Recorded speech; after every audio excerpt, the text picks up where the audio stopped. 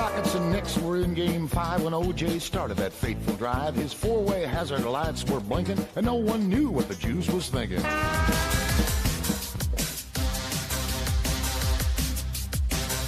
I've been to Reno, Chicago, Fargo, Minnesota, Buffalo, Toronto, Winslow, Sarasota, Wichita, Tulsa, Ottawa, Oklahoma, Tampa, Panama, Mattawa, La Paloma, Bangor, Baltimore, Salvador, Amarillo, Tocqueville, Barranquilla, and Padilla. I'm a killer. I've been everywhere, man. I've been everywhere, man. Across the desert bare, man. I breathe the mountain air, man. Of travel I've had my share, man. I've been everywhere.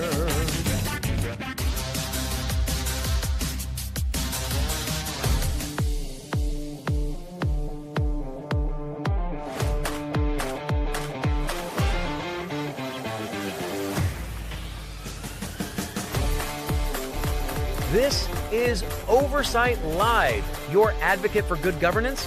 We're putting the site back in. Oversight. Here's the watcher on the wall, your host, Ben Carpenter.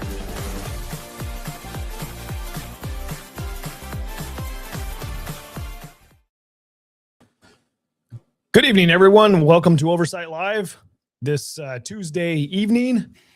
Good to have you with me. Good to be with you. Good to be able to bring you some important information tonight.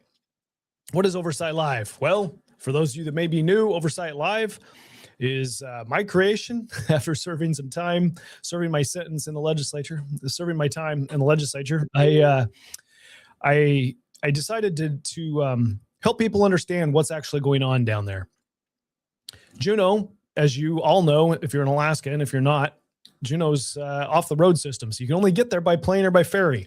And that makes it cost prohibitive for most Alaskans to go on a ever or a regular basis to participate. Not only is it financially costly, but it takes time to get there.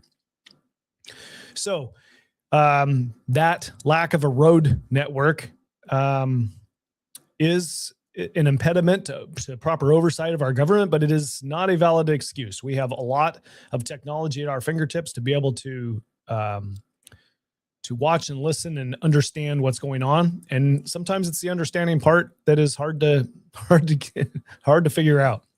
So that's what I'm going to avail myself of. We're going to watch some things. I'm going to bring you content that's timely and relevant. And if you've got questions, we're streaming on X, YouTube, and Facebook. Just chat in your chat window there, your question, and I'll do my best to answer any questions on air. And if you're watching the recording, you can drop me a line, drop me an email at producer@oversightlive.com, and I'll do my best to answer your question.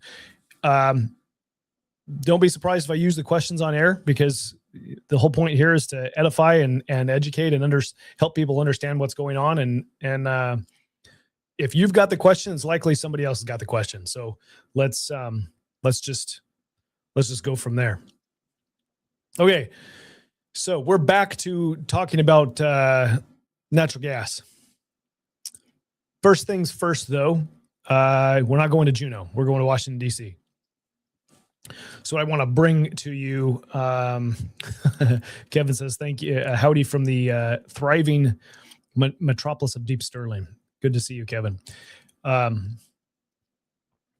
off to Washington, D.C. What I want to show you is the news from the White House. And that's awful small. You can't see that. Let me make it bigger. Okay. There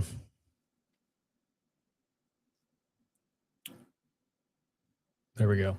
All right. That's probably still kind of small. Let me make it just a little, if I can, make it bigger.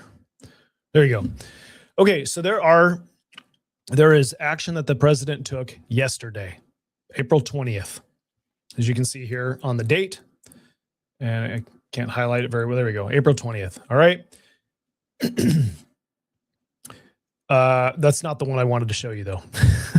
There are several presidential determinations here pursuant to Section 303 of the Defense Production Act of 1950 as amended.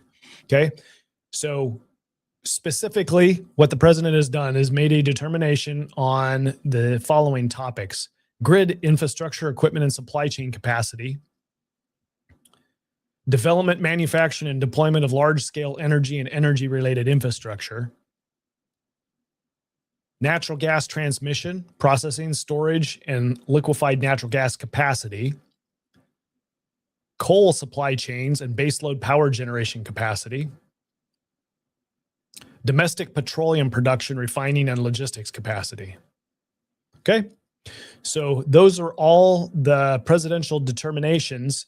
Obviously, the one here that discusses natural gas is of importance to us right at the moment. I have not reviewed the others. Of interest would be coal, because we do use coal in Alaska, and we have a massive supply of coal.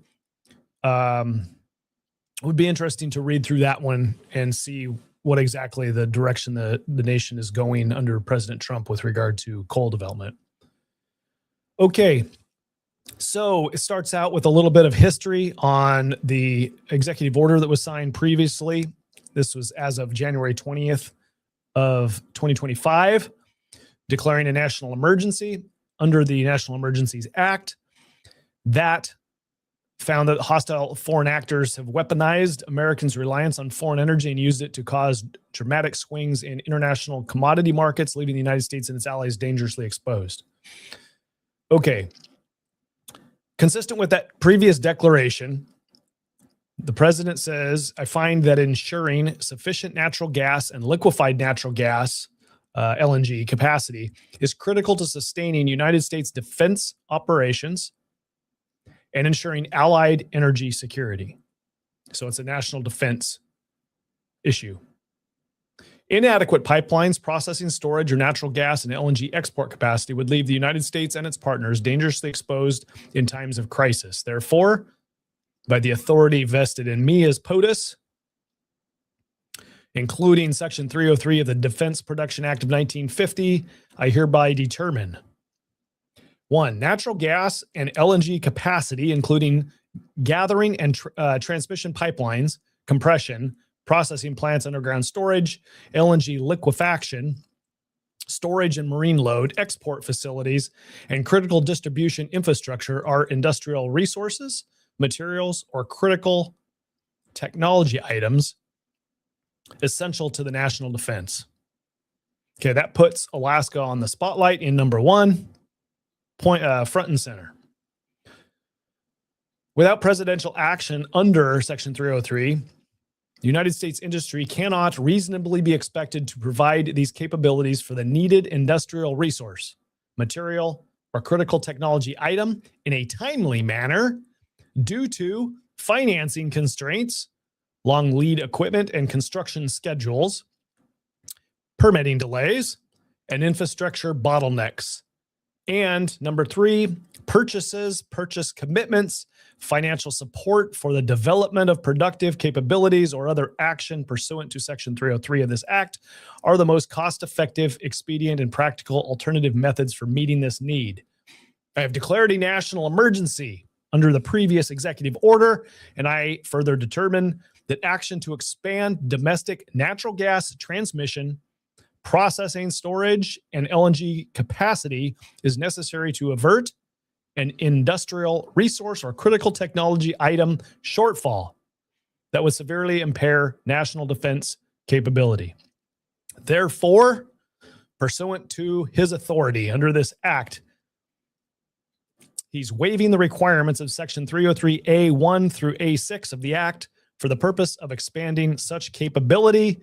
You are authorized and directed to implement this determination, including making necessary purchases, commitments, and financial instruments to enable these projects, and to publish this determination in the Federal Register. All right. So there had been some speculation as to whether the federal government was going to step in with this pipeline project. And I think it is clear now that the Trump administration is in some capacity going to step in. My understanding of doing a little bit of research here, previous legislation, previous acts enabled loan guarantees, and I'm going to keep this really simple. It enabled loan guarantees somewhere in the tune of $30 billion, $40 billion, 80% of the cost of the project as it was understood at the time to be the cost. The problem with regard to our project here is that the $40 billion price tag may be more. It may be larger than that. So it may be more than what the previous authority could provide loan guarantees for. Okay. We're assuming that there's going to be cost overruns because it's going to be a huge project. We've heard from the legislative through the legislative meetings and the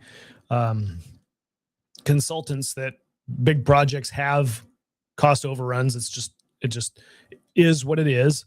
You manage it as best you can, but it's likely going to be more expensive than what you're templating.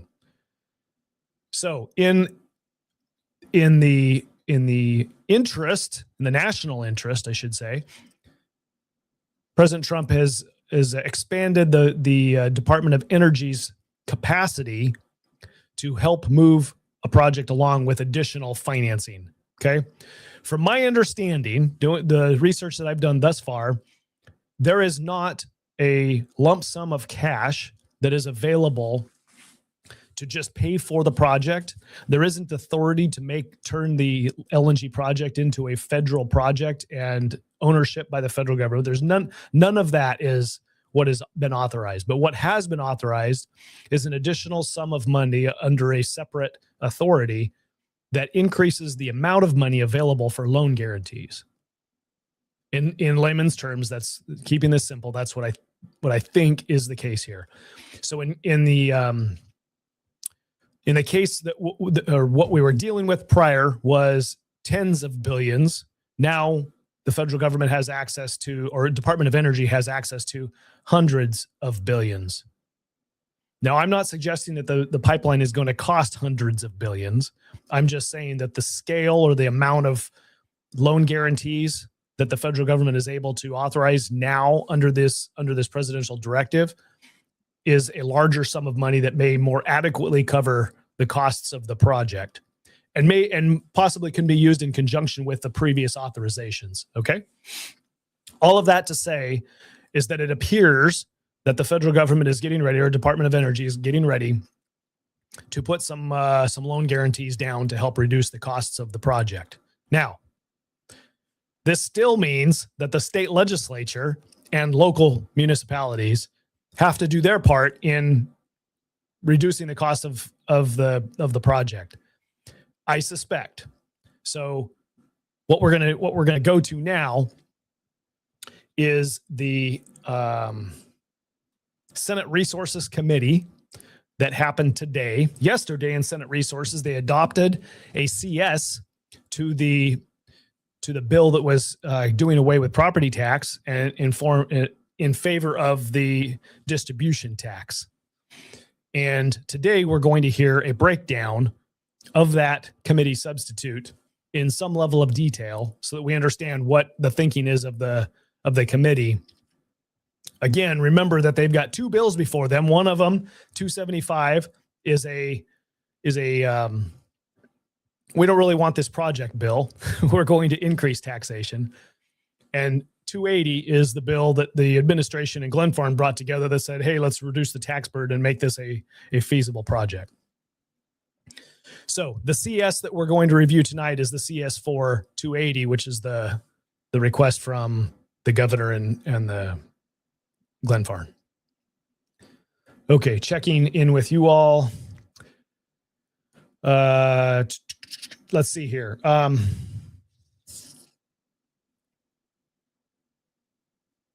Can Trump issue? So Craig asks, can Trump issue an executive order to bypass? Oh, and then you go to the Senate Resources Committee. Sorry. No. Well, I don't know. Can he? I don't think so. If you were pondering the concept of taking the power away from Senate Resources and thus the legislature of control over the state's taxation and what is in the jurisdiction of the state, if the federal government was to do that, it would be federalizing a program. It would be a federal pipeline at that point. It would be, and I don't even know if he has the authority to do that. I don't know the answer to that question. I mean, it isn't like the president can wave his magic wand and no longer the Senate Resources no longer has purview over oil and gas taxation in Alaska. Like that can't happen. But if there is authority there where he could nationalize, and this is so strange for me to be talking about because I don't even think it's a possibility. But if he was to nationalize it, then it would then fall under the authority of the federal government and no longer under the authority of the state government. But that's not what's happening. To the best of my understanding, we're not talking about nationalizing the pipeline. Okay.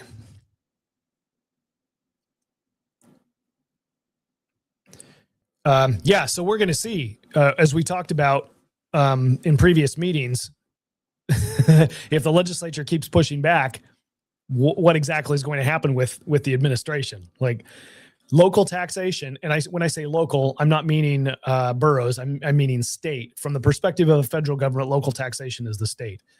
So for state taxation still matters to the cost of this project. The higher the tax burden is for the project from the state, the higher the price of gas is going to be to consumers, both export consumers and in-state domestic consumers. Also think about this. National defense, you've got major military installations in Alaska, and you've got an AI data center, I believe, going in the interior on the base, and it's going to need energy. So this pipeline and any projected growth in AI technology in Alaska, all that's going to need some sort of massive amounts of energy. And it makes sense to me that if there's a military nexus, a Department of Defense nexus with energy and data centers, which there is undoubtedly guaranteed a nexus between that, whether it's in Alaska or not, I'm not sure. I would suspect that it is. Then a national directive to make sure that we've got adequate supply of energy to sustain that national defense need for artificial intelligence. Then I mean this would help with that down that pipeline. No pun intended. Okay. Okay. Craig, you don't have very nice things to say tonight. You're channeling my inner person. Okay, let's get to this presentation here. No, there we go. Clicking the wrong buttons. All right, Ben, make it big. That is big. Let's do this. There. Okay, click play. Let's roll. 280, oil and gas property tax, municipal tax. Yesterday, we adopted version G as our working document, and we did a high-level review. Today, we're going to do a more in-depth sectional, and here to present a sectional is my staff, Paige Brown. She will be assisted by Sonia Kawasaki, Senate Majority Legal Counsel, through part of the presentation. Ms. Brown, I'm going to have you begin with the written sectional. Thank you, Madam Chair, members of the committee. For the record, Paige Brown, staff to Senator Giessel. Ms. Brown, could you bring the microphone a little closer? There we go. It was hard to hear from you. I'm just going to read through the sectional analysis, and if anybody has any questions, members can interrupt. So Section 1 amends the education funding statutes to exclude qualified pipeline property from the property value calculation used to determine a district's required local contribution. Section 2 amends the definition of local contribution to ensure that a pipeline tax revenue shared with municipalities under the new Alternative Volumetric Tax provisions does not count towards a district's required local contribution. Section 3 amends the municipal petroleum property tax cap to exclude pipeline properties subject to the new AVT or community impact fee from the cap calculation. Section 4 is the companion to Section 3, restoring the original language if the failure contingency in Section 45 is met. Section 5 prohibits municipalities from levying regular property taxes on qualified pipeline property that is subject to the AVT. Okay, so thus far it sounds like the Senate Resources is okay with moving forward with some version of the AVT. We're going to get to it into this further, but it's also looking like they're going to prevent local property tax so that you're not double taxing. You don't have a AVT tax and a local property tax. So it will still take away the borough's ability to instill or institute a property tax on the project. Section 6 amends the Community Assistance Distribution Statute to include AVT revenue shared with municipalities as part of the per capita distribution. Okay, so back to still sharing some of the revenue generated from AVT with municipalities. Section 7 is the companion to Section 6 and restores original language if the failure contingency in Section 45 is met. Section 8 amends AGDC's general powers to conform with the new legislative approval requirements added in Section 14 and the foreign entity provisions in Section 18. Section 9 adds new powers of AGDC, requires maximizing use of in-state contractors, requires transportation agreements to prioritize in-state utilities if capacity is reduced, requires AGDC to pursue a direct spur line to Fairbanks, prohibits recouping construction cost overruns through utility rate increases, and caps the gas sale price to Alaska utilities at $12 per 1,000 cubic feet before LNG plant completion and $5 per 1,000 cubic feet after. Okay. This provision is going to need some more explaining, and we'll have to come back to it because I want to get to the whole changes to the bill. But we're talking about price fixing. We're talking about restructuring the mission of AGDC to include developing a gas line pipeline, which I would assume that takes more engineering and more money. So what is the committee thinking here, that we pass this bill and then AGDC is going to need money in the budget to do that? What's the thinking here? I don't take my comment to mean that I'm not in support of a spur to the interior, to the Fairbanks area. I'm fully in support of that.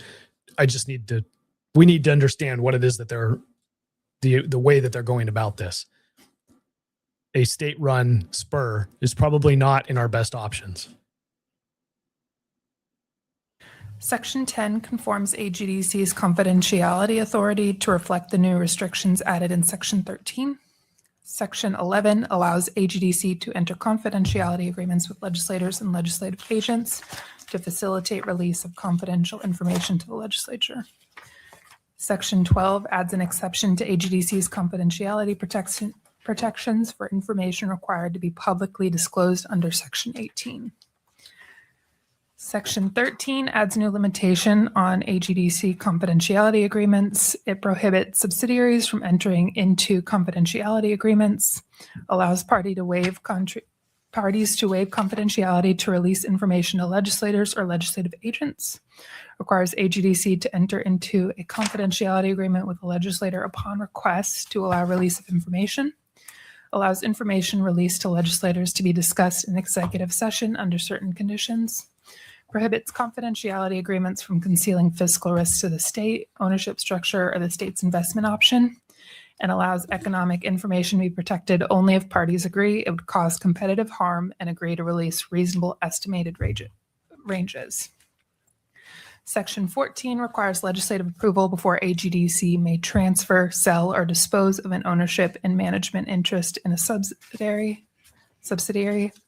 Section 15 requires AGDC to negotiate a state investment option whenever it enters a revenue-generating project. The option must be approved by the legislature before being agreed to and must allow the state at least 12 months to exercise it. Requires AGDC and state agencies to cooperate with the legislature in evaluating investment options.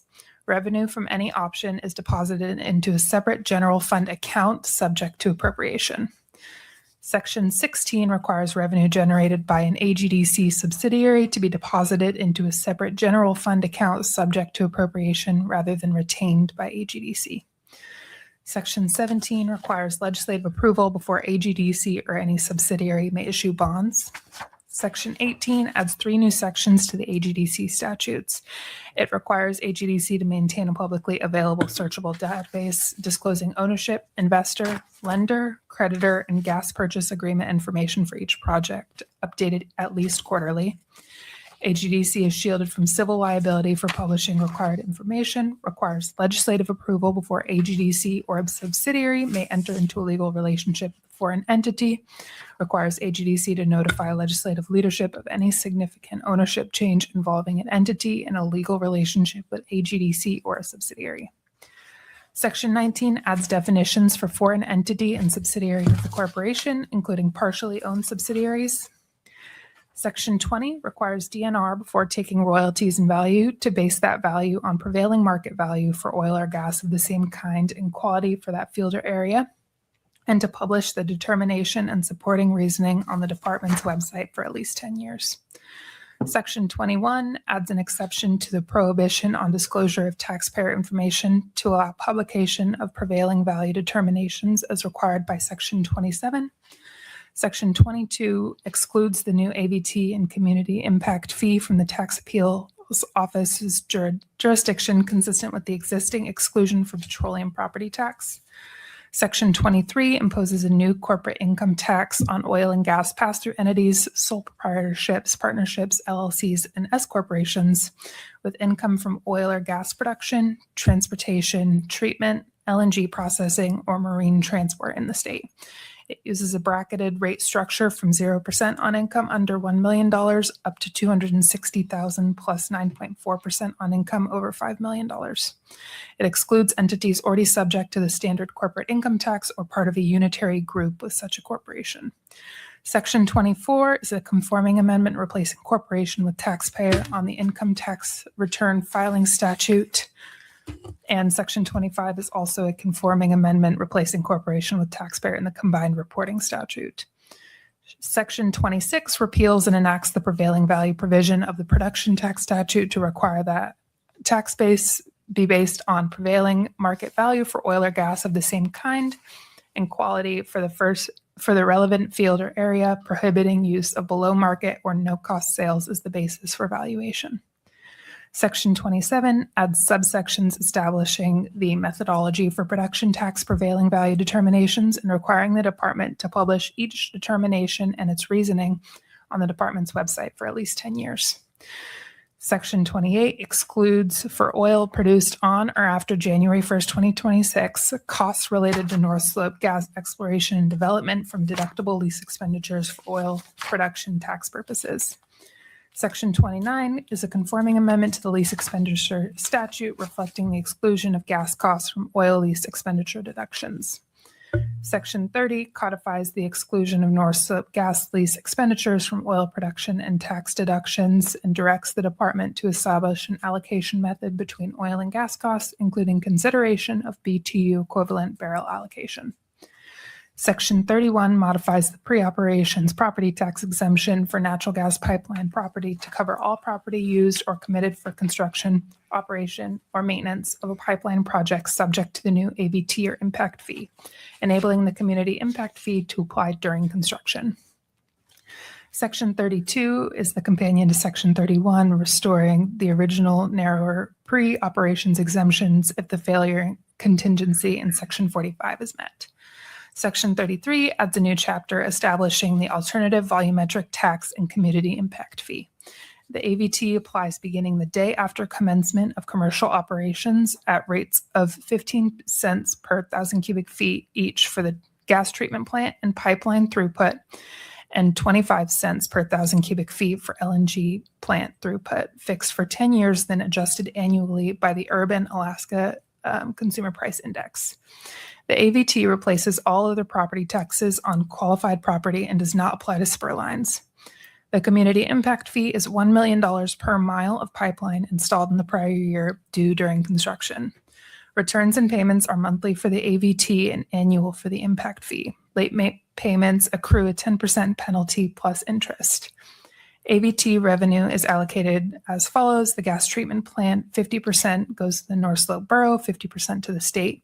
For the pipeline, 50% divided among the communities along the route by mileage, 50% statewide per capita through the community assistance formula. And the LNG processing plant, 50% to the Kenai Peninsula Borough, 50% to the state.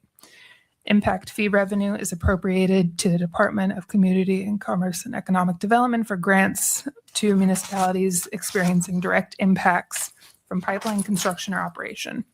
Includes appeals, throughput measurement, regulations, and definitions.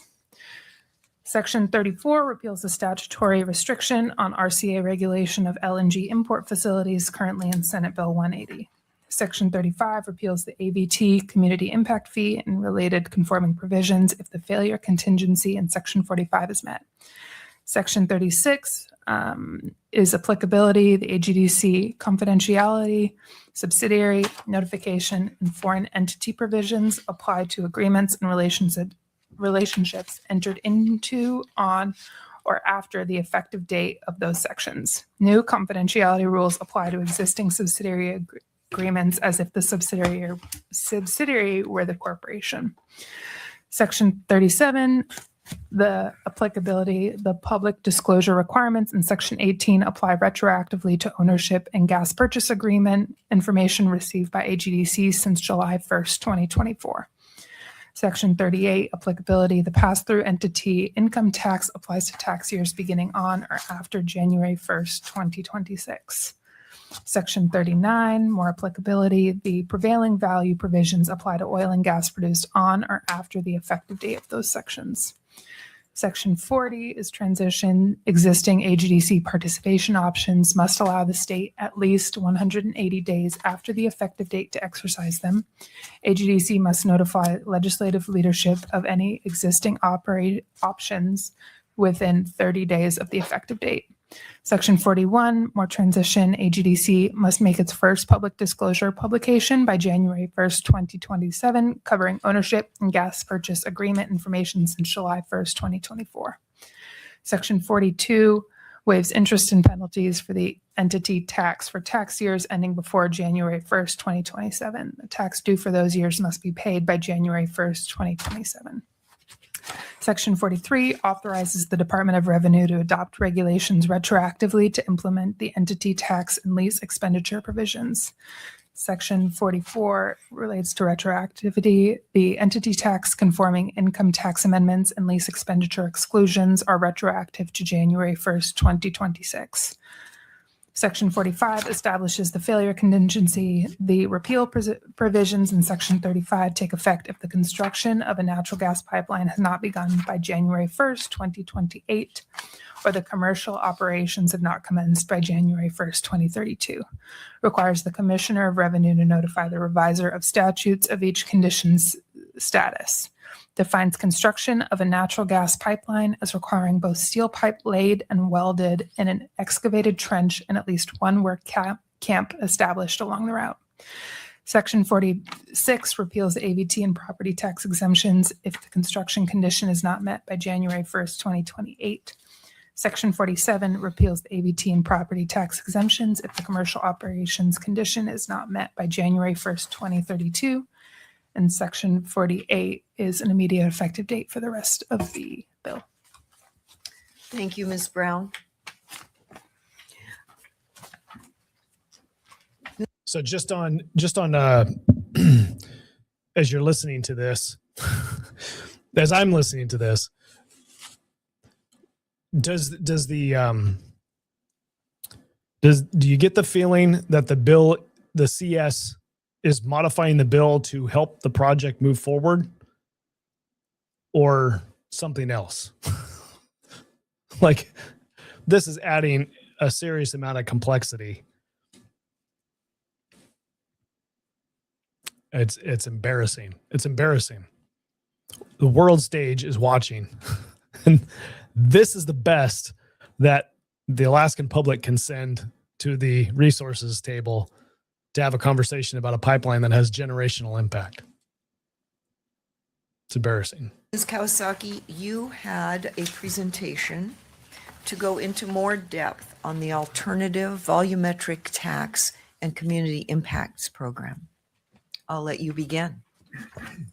Thank you, Madam Chair. Good morning, Madam Chair and members of the committee. For the record, Sonia Kawasaki, Senate Majority Legal Counsel. First, I wanted to see if there were any other questions on any other provisions of the bill other than the Alternative Volumetric Tax or Community Impacts Program, which we presented yesterday. Are there any questions from committee members? Seeing none. So this presentation will go through the AVT as in the Senate Resources Committee substitute, which is version G, and also the Community Impacts Program, which is a new concept to Senate Bill 280 through the CS. I wanted to go over the background for the rationale for the revisions that have formulated in SB 280.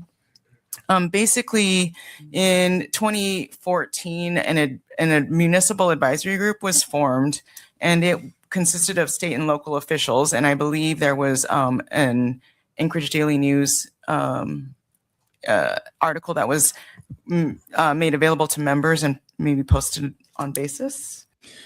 Remember a couple nights ago, Senator Wielechowski was asking the invited testimony about this particular thing.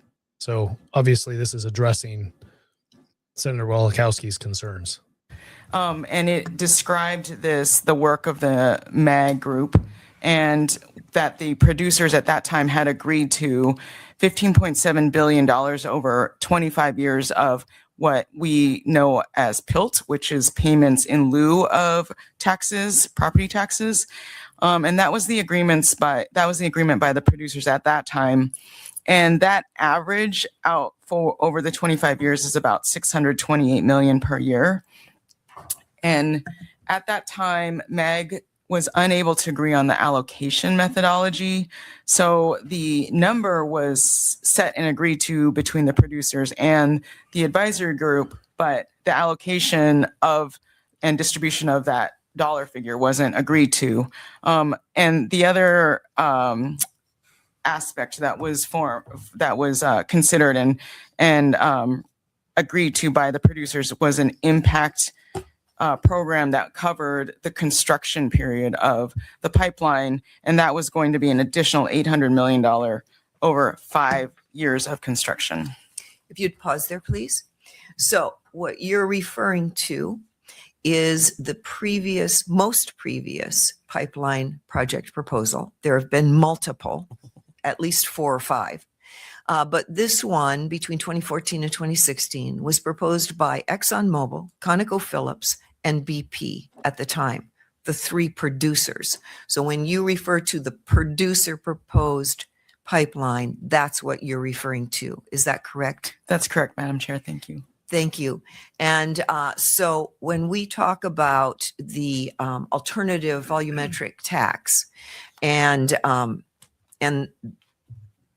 the abatement of taxes prior to actual production of gas through the pipeline, what the producers had agreed to during the construction years was an average of $628 million a year to be distributed to the communities along that pipeline for impact, to cover the cost of public safety, transportation, that means their roads, health care that might be required, all those social things that are needed when there's a large influx of a workforce.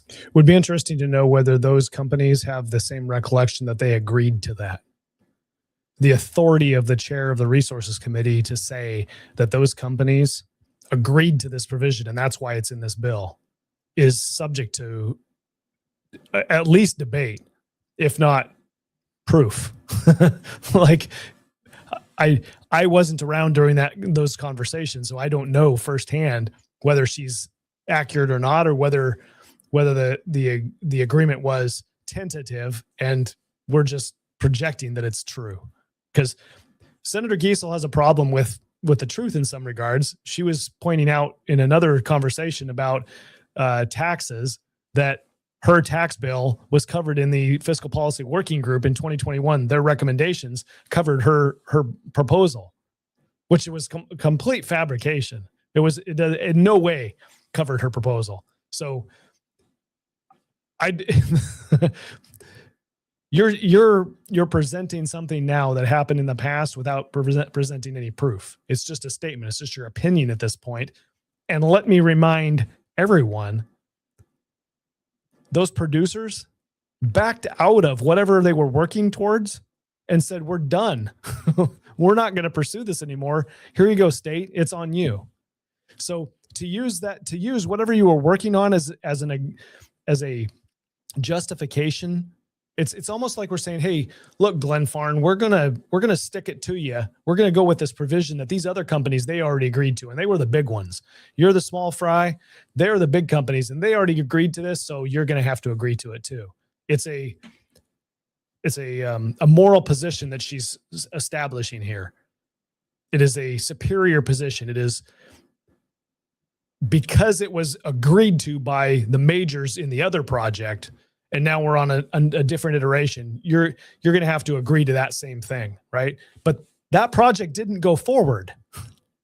It would be incorrect for us to draw a conclusion that says whatever conversations were happening were going to remain in effect for any sort of agreement that they come up with, because it never happened. At some point in time, the majors, those producers said, time out. We're going down a path that we don't want to go down anymore. And so we quit. We're done. We're pulling out. So it may very well be, it's feasible, conceivable in my mind, that the very provision that she's talking about, they balked at. They're like, yeah, I don't think that's going to work. I don't put it past her to turn that around now and say, well, they're not in the room. They're not going to argue. So yeah, they agreed to it, so we're going to go forward with that. She's just using some kind of data point to support her position. It isn't a legal or morally superior position because Chair Giessel says this is what somebody else agreed to. I'm going to check in. It's been a few minutes here. Check in with all of you. Let's see. Rick asks if Glenfarn has spoken yet. Not on this particular committee substitute. I assume that that's coming, Rick. Rick, you ask if they will vote on it this session and how many days will the bill stay in this committee? There is no set date, no set timeline for how long the bill needs to stay in committee, or it can stay in the committee indefinitely. So it will stay in the committee until the chair and the committee decide that it is ready to move out. So it could move out tomorrow. Well, it would be hard to move out tomorrow. They haven't taken public testimony on the committee substitute. So they're going to have to notice public testimony. If they haven't already, they've got to give 5 days notice. So it's a week or two out, I would guess. Next week at the earliest that they could arrange to pass that out and pass it to Senate Finance. Double check. I'm pretty sure it's going to Senate Finance. I can back up here. Yeah, it goes to Finance after this. Of course it does. But so the point is, the earliest is probably next week before they could actually get it passed out. But I mean, I think that there's going to be somewhat of a substantive conversation about the provisions here. Maybe I'm wrong. Maybe the majority has already agreed to all of the changes in the substitute, and they'll take public testimony this week and pass it out. But I don't see that they have any interest in hurrying. Senator Giessel already telegraphed that they were going to have hearings for the next several weeks. So anyway, I would suspect at the earliest next week before you see anything move out of it. Would you be enthused? Deshana says that Rob looks really enthused. Would you be enthused?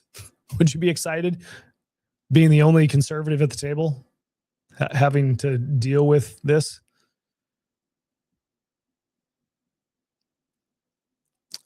Craig, you said that zero chance that Glenfarne agrees. Glenfarne doesn't have to agree. They can pass it without Glenfarne's agreement. Glenfarne just has to say, well, we're not going to go to FID.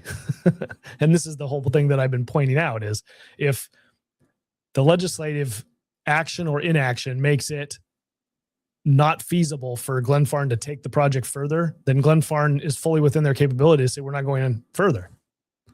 And then what? If President Trump wants to see it happen, then there's some sort of conflict there that I'm not even able to speak to. I don't know what happens. If Glenfarne says, hey, look, the legislature is making this impossible, and President Trump's standing on the other side of the phone call saying, hey, get it done. We need to make this happen. I mean, at the end of the day, Glenfarne can't be forced to build the project. So they can back out, just like the majors did, just like the other producers did. They can say, hey, you know what? This just doesn't make any sense, and we're not going to continue.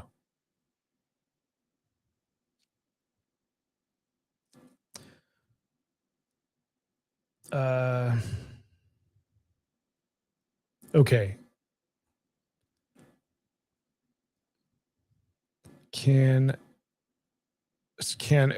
Rick, you're asking, can the Senate vote to pull the bill out of committee? Yeah, but why would they?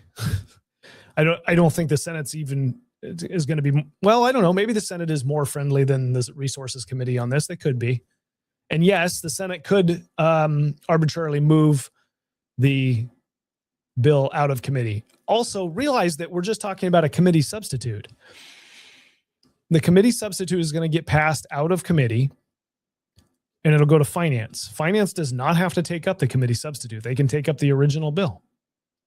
The committee substitute can just wither and die on the vine. They just choose to take up the previous version, and then when they pass the bill out of finance so that it goes to the floor for a vote, they just pass out the previous version and they don't pass out the committee substitute. You could do that. They could amend, they could bring forward the original bill without the committee substitute and amend it how they want to amend it, and then pass it out as amended. They don't have to take up the committee substitute. That's why at the beginning of the session, or the beginning of the committee meeting, they say, we're going to bring this committee substitute forward. I guess that's a slightly different than the finance taking up the bill and the committee substitute as amended, but they can always go back to the original bill. Because, I mean, if you look on basis, both of the versions are going to be there, and you could just take up the original version in lieu of the bill that you've got sitting before you, amend it, and pass it out. So Senate Finance does not have to, I mean, they could amend everything out of this as well. They could just offer amendments and change it back to the way it was. So just because Senate Resources says that they think it needs to be this way doesn't mean that the legislature does. And this has got a House counterpart bill. The governor introduced both a House and a Senate version. So the House version is going to have to look near identical to the Senate version if it's going to avoid a conference committee. If the House doesn't see it the way that the Senate does and they amend it differently, then you've got a conflict there that's going to take time. So that doesn't mean that the House actually has to take up the House version of it either. They can just let the Senate take the lead. The Senate does its amendments and passes the bill out of the Senate, and it goes to the House, and then they take up the Senate bill, and then they amend it how they want or not, and then they vote to pass it or not. So multiple different ways that change can happen to this bill going forward. So we're not completely done yet. I mean, we're looking at what Senate Resources wants to do with this bill, and it's still in the legislative process. So much can still be changed and undone if we need to. Not really a waste of time. I mean, it isn't insignificant. The bill is being modified. It is going forward, or it will go forward out of this committee with those modifications, whatever they end up being. Remember, you can create this committee substitute, and then those members can also amend the committee substitute. So you can change it again while it's sitting there in committee. So whatever the official final version is that they pass out of committee, it can then be amended in the next committee, and it can be amended in the other body. So in the House. So it's not pointless. It's not a waste of time, because this is the process that we engage in. Now, I don't like the direction this is headed, but that's my opinion. This is the process. It's the best that we have. Yeah. Rob Myers is the Lone Ranger today. He does need to come in with a mask. That would be extra special. Okay. Craig asked the question, why are there 5 majority members and 2 minority members? Can you explain the makeup? Okay.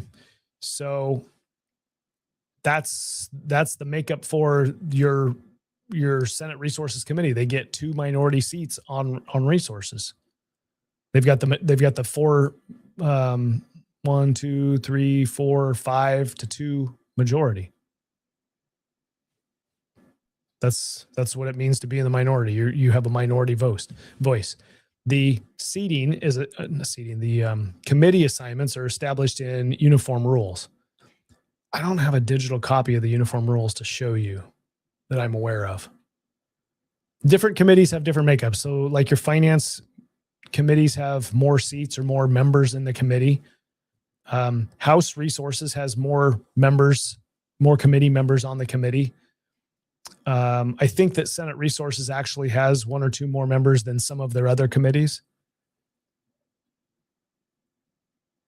So 7 members. This is a 7-member committee. Remember that the Senate is also working with only 20 members. So their committees are naturally going to be smaller because they don't have as many members.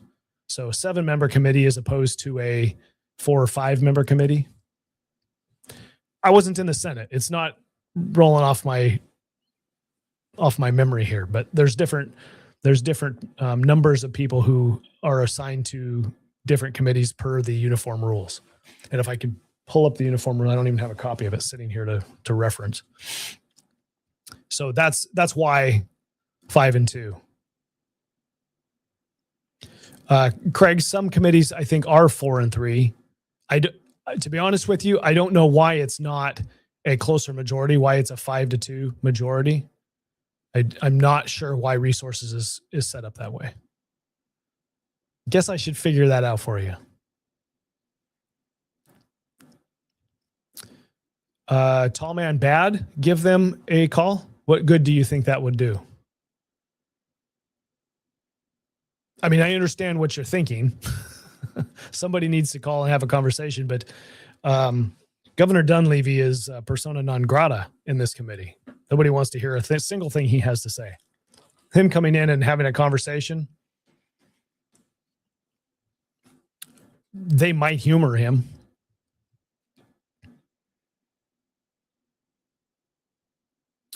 Okay.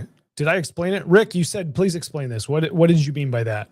Did I get it? Did I get your question answered? Or did I attempt to answer your question? Because I didn't know the answer about the makeup of the committee. Why is it only 5-2? I'm struggling here. I might have to have I'm gonna make a note and come back to that at a later meeting because I owe you an answer. Why 5-2? Real time. Ben doesn't know the answer. I'm going to find out.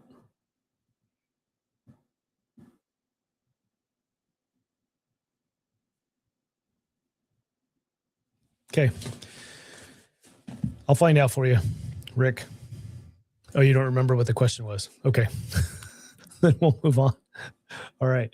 I think I'm caught up here. Let's move on to the committee here. So the person here, Sonia, who is going to be invited testimony, or staff that is helping here, is the attorney that Senate Resources has hired. So she works directly for Senator Giessel for the committee, but Senator Giessel's the boss because she's the chair. And they're going to have a conversation about the Alternative Volumetric Tax. So what you say here in the 3rd bullet is they couldn't agree on an allocation methodology. Could you elaborate on what that means? Sure, Madam Chair. My understanding is that the municipalities and the three producers and the state couldn't agree on how to allocate the amount that was agreed to for annual payments. And I think my understanding is that the MAG group sort of disbanded at that point. So the MAG group, just talking to people that were there at the time, were thinking about taking the $628 million and distributing it along the pipeline based on the mileage the pipe was going through each area. So for Fairbanks, for example, that's about 2 miles, whereas other areas, it was 100 or 300 miles. And so obviously the amount of money that would go to those various areas varied significantly, and yet the impact was different. Fairbanks, being a hub community, would bear a huge influx of the workforce. They did, certainly under TAPS. We experienced that already. And all the materials coming in, the laydown areas, etc. So I know, Senator Wielkowski, you were here during that proposal, the producer proposal. Do you have any other historic recollections or comments you wanted to make? Okay, thank you. I just thought I would throw it open. Senator Myers? Yeah, during that discussion with the MAG and among the legislature, what kind of modeling was done about how that this size of a payment would affect the economics and the viability of the project, especially in the early years? Well, since I wasn't on that committee, I couldn't tell you that. We'd need to ask actually either the mayors or the staff that were present at that time. So tomorrow and in the... So she's quick to use it as an excuse for why she wants it in her bill, but she can't answer the question about how it impact that proposal in the past impacted the financial feasibility of the project. Let that sink in for a second. I don't know what the modeling is. I don't have an answer to your question about how this would have impacted that project had it gone forward. But it's a good proposal. It needs to come forward in hours.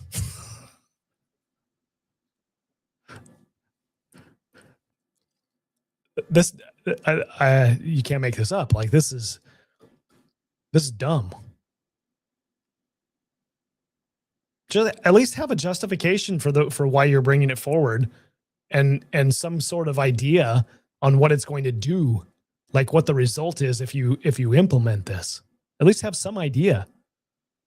Ensuing days this week, Wednesday, Thursday, and Friday, we will have people before us that may have been present. I don't know that they had any modeling other than their calculators. I have 2 miles, divide that up between the 400, 800 mile pipeline. How many? Why are we fixated on a project that never went forward with producers that chose to quit and not do a project? Why are we fixated on that? That is not the project we have before us. I don't get this. This is hubris. Dollars per mile, things like that. But it was highly controversial. And as Ms. Kawasaki points out, they actually never came to agreement. But this is what the $628 million is what the producers that were going to propose this pipeline at the time were willing to offer as impact during construction. Senator Myers? Yeah, it is so disingenuous. You are...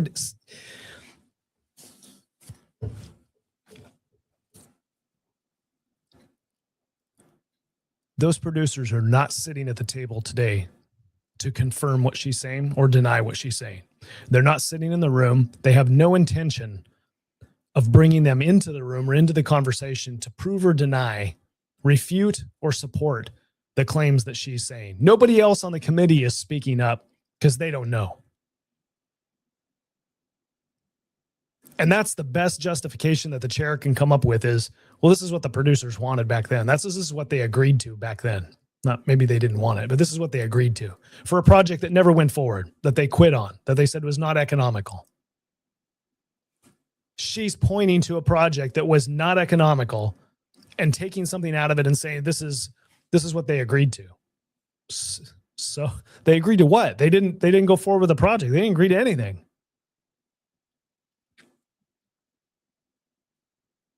She's so out of her element. I think we had when Mr. Begich and AGDC were here a couple weeks ago. Something that they emphasized to us is that big difference between a producer-led project versus a developer-led project is the economics are very different. The developers are willing to take a lower profit margin, but then at the same time, they also have a lot less margin for error compared to the producers. The producers are willing to take more risk. And so I'm wondering, even if the producers said that the economics for them worked out at the time, and of course they're much larger companies with much more financial resources, if this is then going to, even if we try to transplant that idea from then to now, if because we have a different type of company trying to build it, if this would then put the project out of the realm of economic possibility. That's an interesting question, Senator Myers. At the same time, I believe the impacts are what we're looking at here on the local communities who have to cover the costs. What is the cost to Alaskans during construction? What is the cost to Alaskans for construction? Valid question. What is the cost that you think you need to add this tax, this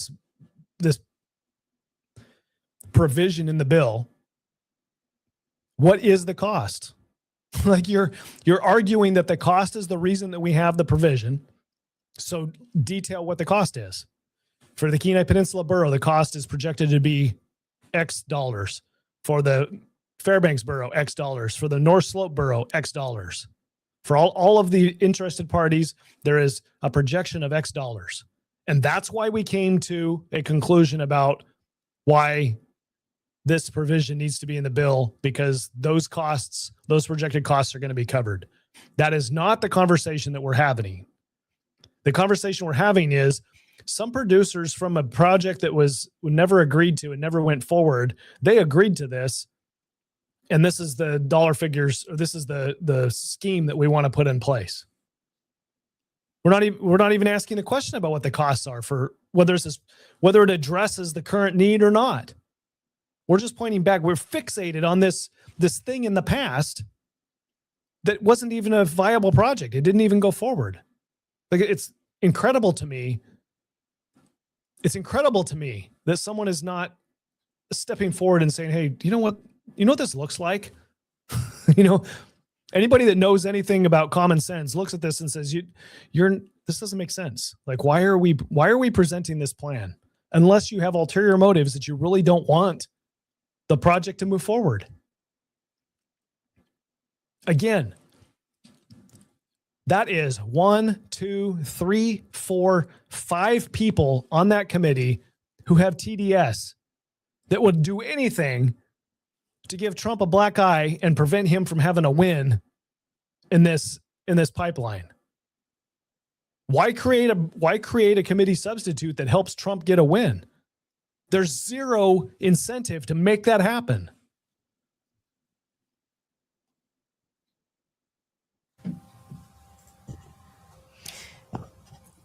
Further comments about this particular piece of information? Senator Rauscher. Thank you, Madam Chair. So I'm just wondering, I understand what they were getting at, what they were doing, but that never worked out.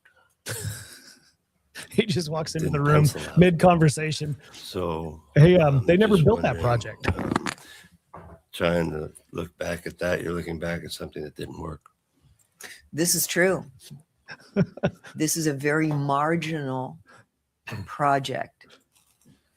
Whether the proposed builders have deep pockets or whether they're a private company with less deep pockets, counting on loan guarantees at low interest rates and other investors. But the point here is the impact on Alaskans and the cost to Alaskans has to be taken into account also. Senator Wielkowski. Thank you, Madam Chair. Just looking at the Municipal Advisory Gas Project Review Board executive summary, which was their annual report in 2015, they noted that that group was formed as a consequence of the enactment of Senate Bill 138 and also an administrative order signed by the governor, Administrative Order number 269. And they note that they were charged with advising the governor on municipal involvement in the North Slope Natural Gas Project, including framework.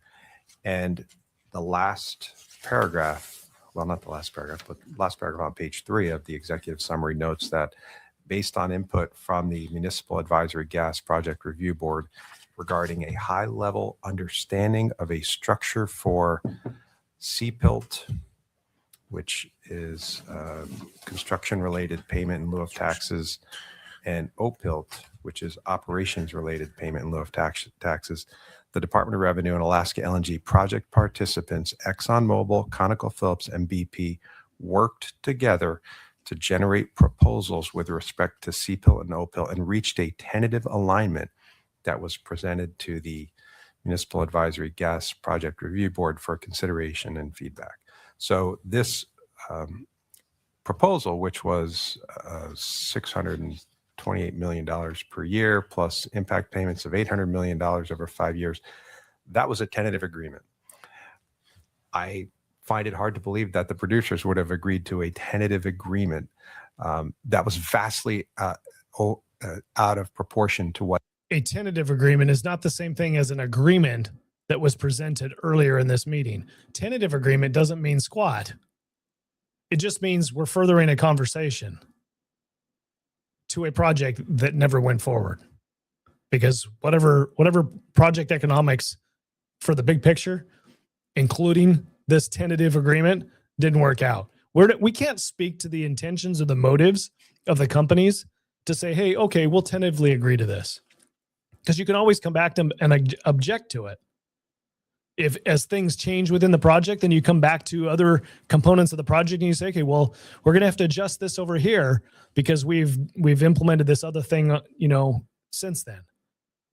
So a tentative agreement without the people who are doing the tentative agreeing in the room to justify and explain their tentative agreement is disingenuous. It's sneaky underhandedness is what it is. Because no one's providing an objective opinion. You're the one, and it's more clear to me than ever that Senator Wielechowski is the one that's driving the train here. He's the one who can speak intelligently about this. Senator Giessel's tripping over herself because she doesn't know what she's talking about. Senator Wielechowski is the one that's driving the train on at least this provision within the committee substitute. But they thought they could probably do economically. There's probably reasons the project failed for other reasons, and probably the biggest one, quite frankly, was the industry. When they look to decide where they can get their highest rate of return, and they're looking at Prudhoe Bay, which maybe they can get, we've heard in the past, triple-digit rates of return, over 100% rates of return, versus a pipeline where they can get a 10 to 12% rate of return. They're clearly going to put their money where they can get that higher rate of return. And so I suspect that's probably ultimately what led them to decide not to go forward on the project, was simply they could get a much higher rate of return investing their money elsewhere. And also, of course, you got to factor in BP had the Gulf spill at some point in time, which I'm not sure how that time frame factored in there, but we can't know the full reasons why the project didn't go forward, but we do know that they had a tentative alignment. And so I would surmise that it's probably pretty close to what they could have afforded at the time. Senator Myers. Yeah, along that tentative alignment. So I'm curious what the timing of that was, because what I'm looking at here is if they agreed to $15.7 billion over 25 years, was that had they agreed that would be paid out at the beginning, paid out every year, or had they agreed to a more backloaded structure? Because we've heard multiple times from industry that when you have a large scale capital project, that it works out better to have the tax. It works out better for the economics if you have the taxes on the back end rather than on the front end, because that's then gives you that gives them the ability to pay back creditors, et cetera, and make the project economics work, paying down the cost of it for capital recovery. So was there a timeline agreement in there as well, or just a total dollar figure agreement? My understanding, Senator Myers, was the companies understood the impacts that would happen during construction. They were not unfamiliar with that. We have that evidence from the construction of TAPS that some of us at the table remember. And so this was to be during the time of construction. She didn't answer the question. She has no Further idea. questions, Senator Myers? Well, I wasn't around when TAPS was done. My stepmom was, and she was living in Fairbanks at the time. She told me that it was nutty enough that she left town and moved to Eagle for 7 years as a result. But so I've heard some of those stories. Not trying to minimize some of those pieces. I do have kind of two thoughts on it, or some of those impacts. One is that we're talking about a state that at the time had something like I think about 40% of the population that we currently have, and they brought in a workforce of around 20,000. And right now we're hearing estimates for the workforce of about 10 to 12. So there will be some impacts, but not nearly as much as there were then. The other part is I think we need to factor in the impacts on the other end as well, which is actually getting a stable gas supply in state and what that can do for us. So will we potentially run into some impacts, some negative impacts in the short term? Yes, but we're going to, we have to balance those out with the positive impacts in the long term of, people having lower gas costs and, not having warnings from NSTAR, from the electric utilities about possible brownouts. So, I think, just trying to front load the dollar figures at the front, I think misses part of the story. I'll also add the other part of the story. We had an income tax at that time on those 20,000 employees that came in on their high wages, very high wages. And we also had an education head tax that everyone paid that earned a wage in those days. Today, we have neither. Further comments? Senator Clayman. I'm not aware of any, but was there any even legislation introduced in 2014 to 2016 that would implement what was discussed by the Municipal Advisory Group? I'm not aware of any, but I'm curious. I don't recall any. Ms. Kawasaki, do you have any recollection? Through the chair, Senator Clayman, I don't believe there was legislation enacted that would establish the PILTS agreement. It was basically a consideration among the advisory group to come to terms that they could all agree to.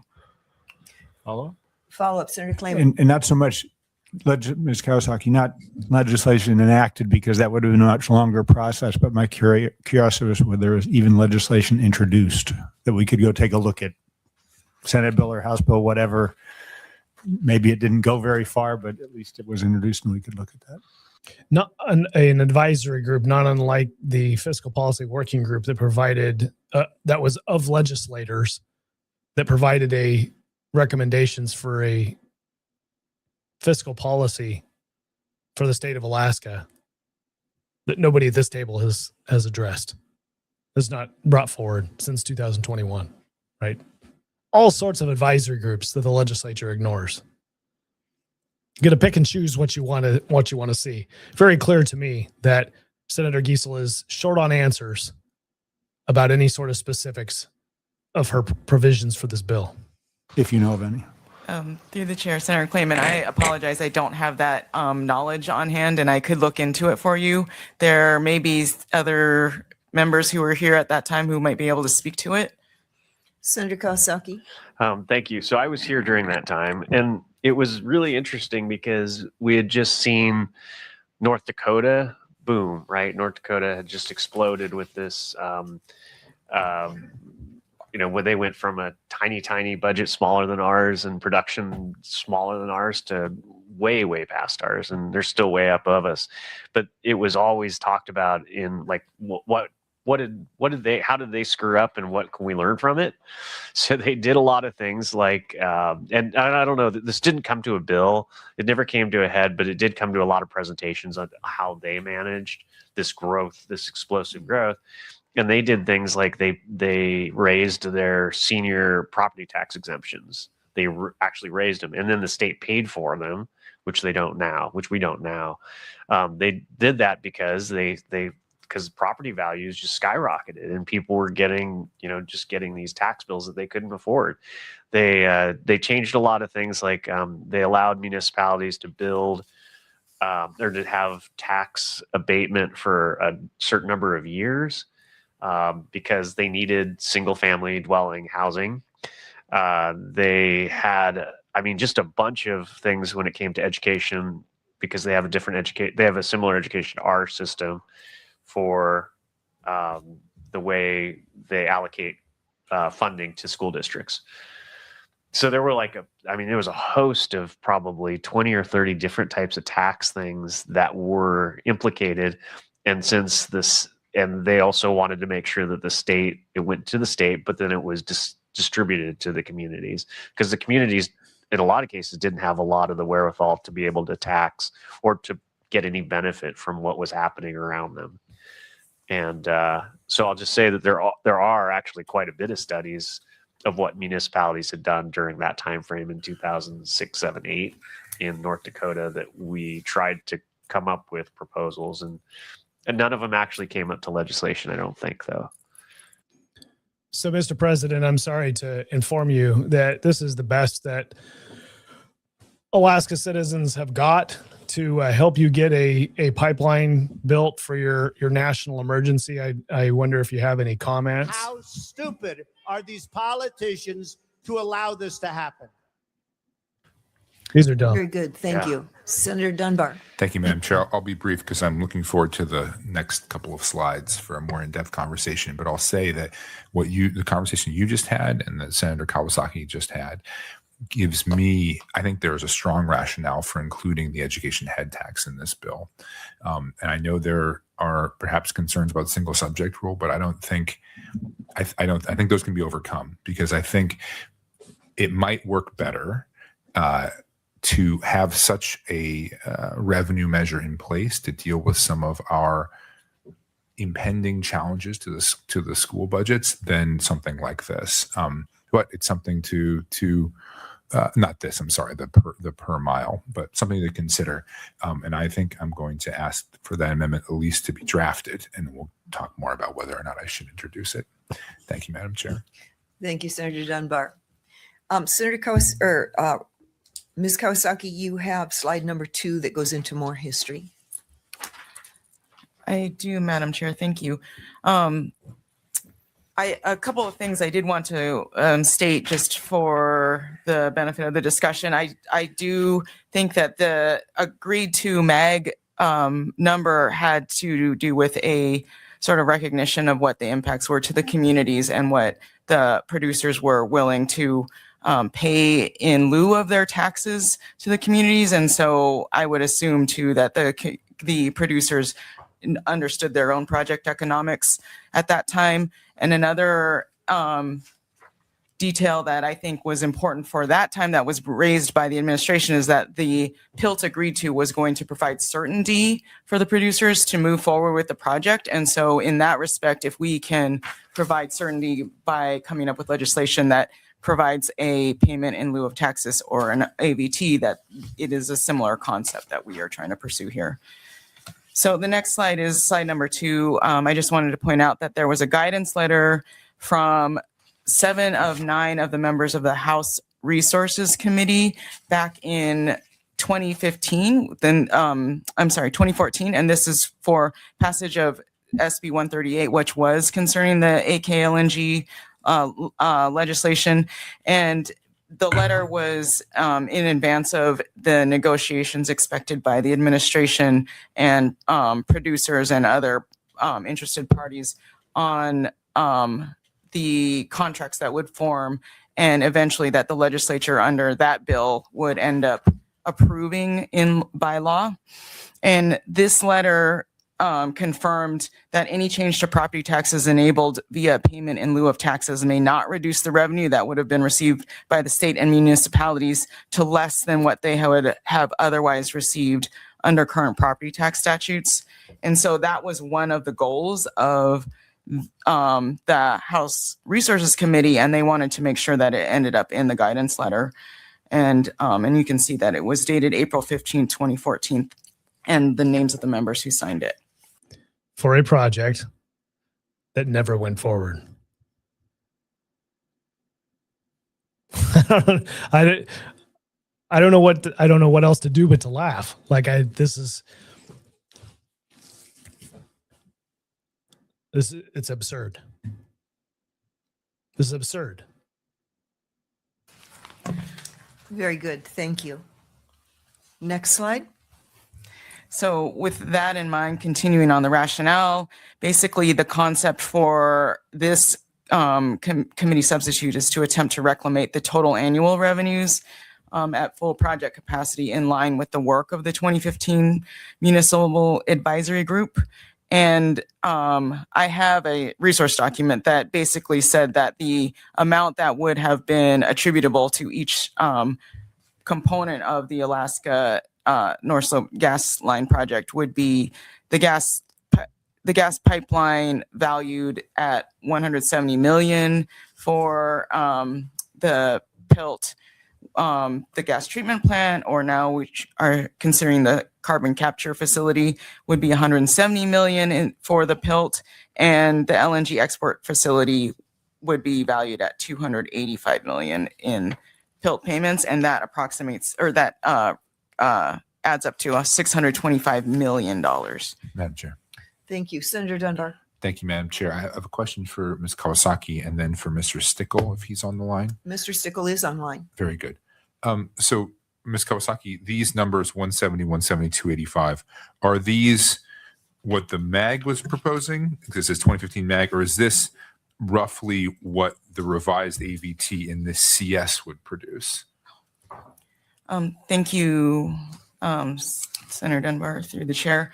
This, I apologize, this slide is demonstrating what the MAG had considered for each component. And then as we move forward through the slides, you'll see the relationship to the AVT and the CS. Follow up, Madam Chair. Follow up, Senator Dunbar. Is it safe to say, though, that you attempted to hit close to these numbers at the AVT? That is, the AVT produces about this much revenue? I can't remember if you said 610 million, or is it this exact 625 that's created by AVT? Through the chair, Senator Dunbar, that's correct. It is 610 million. Okay. And moving forward in the slides, we'll review that number from yesterday. Thank you. Thank you, Madam Chair. Well, it's important that I establish that now, because I want to frame the rest of this conversation through a question to Mr. Stickle. But I'll just say, to revisit a point I made yesterday. Feels like last year. Yesterday. Yeah, probably much the same. If you take half of that, and let's say it's a little bit smaller of a number, but for the LNG export facility, that's 142.5 million. Let's even drop that to 130 million or something like that. This gets back to my point about that is a huge amount of money for the Kenai Borough to get that isn't counted against their contributions to the schools vis-a-vis the state formula. And that does create an awful lot of equity concerns, I think, for me, and I think constitutionally. But we'll set that to the side. I know there's going to be more conversation about that. Mr. Stickle, I have a question for you. Mr. Stickle, Senator Dunbar has a question for you. So I was looking back through your presentation and trying to put this in context, and I'm not sure. I have some scribbled notes here. I don't think you wrote it into your fiscal note, because your fiscal note assumed that things dropped to 2 mils, and that's why, and that is why the project went forward. But let's assume, and I think you have done this, and I have some scribbled notes here that I think you did do this. Let's assume that the project goes forward and we don't pass this bill. That is, that we're at 20 mils. What is the revenue that would be produced in that scenario by our by our current property tax regime. I think you said it was something like $800 to $900 million per year, but I want to make sure that that is correct. Mr. Stickle. Sure. This is Dan Stickle, Chief Economist with the Department of Revenue, to Senator Dunbar through the chair. And I believe we're going to be providing detailed analysis to the committee supporting this number as one of our follow-ups to previous questions. But under current law over life of project through 2062, if the project were to proceed regardless of tax relief under our baseline assumptions, we assume $7.5 billion of total state property tax over life of project and $15.6 billion of local property tax over life of project, for a total of $23.1 billion of property tax burden. Senator Dunbar, Yep. question? Yes. So I know it's not smooth. That is to say, it probably starts at a lower number and ramps up, but approximately what is that per year?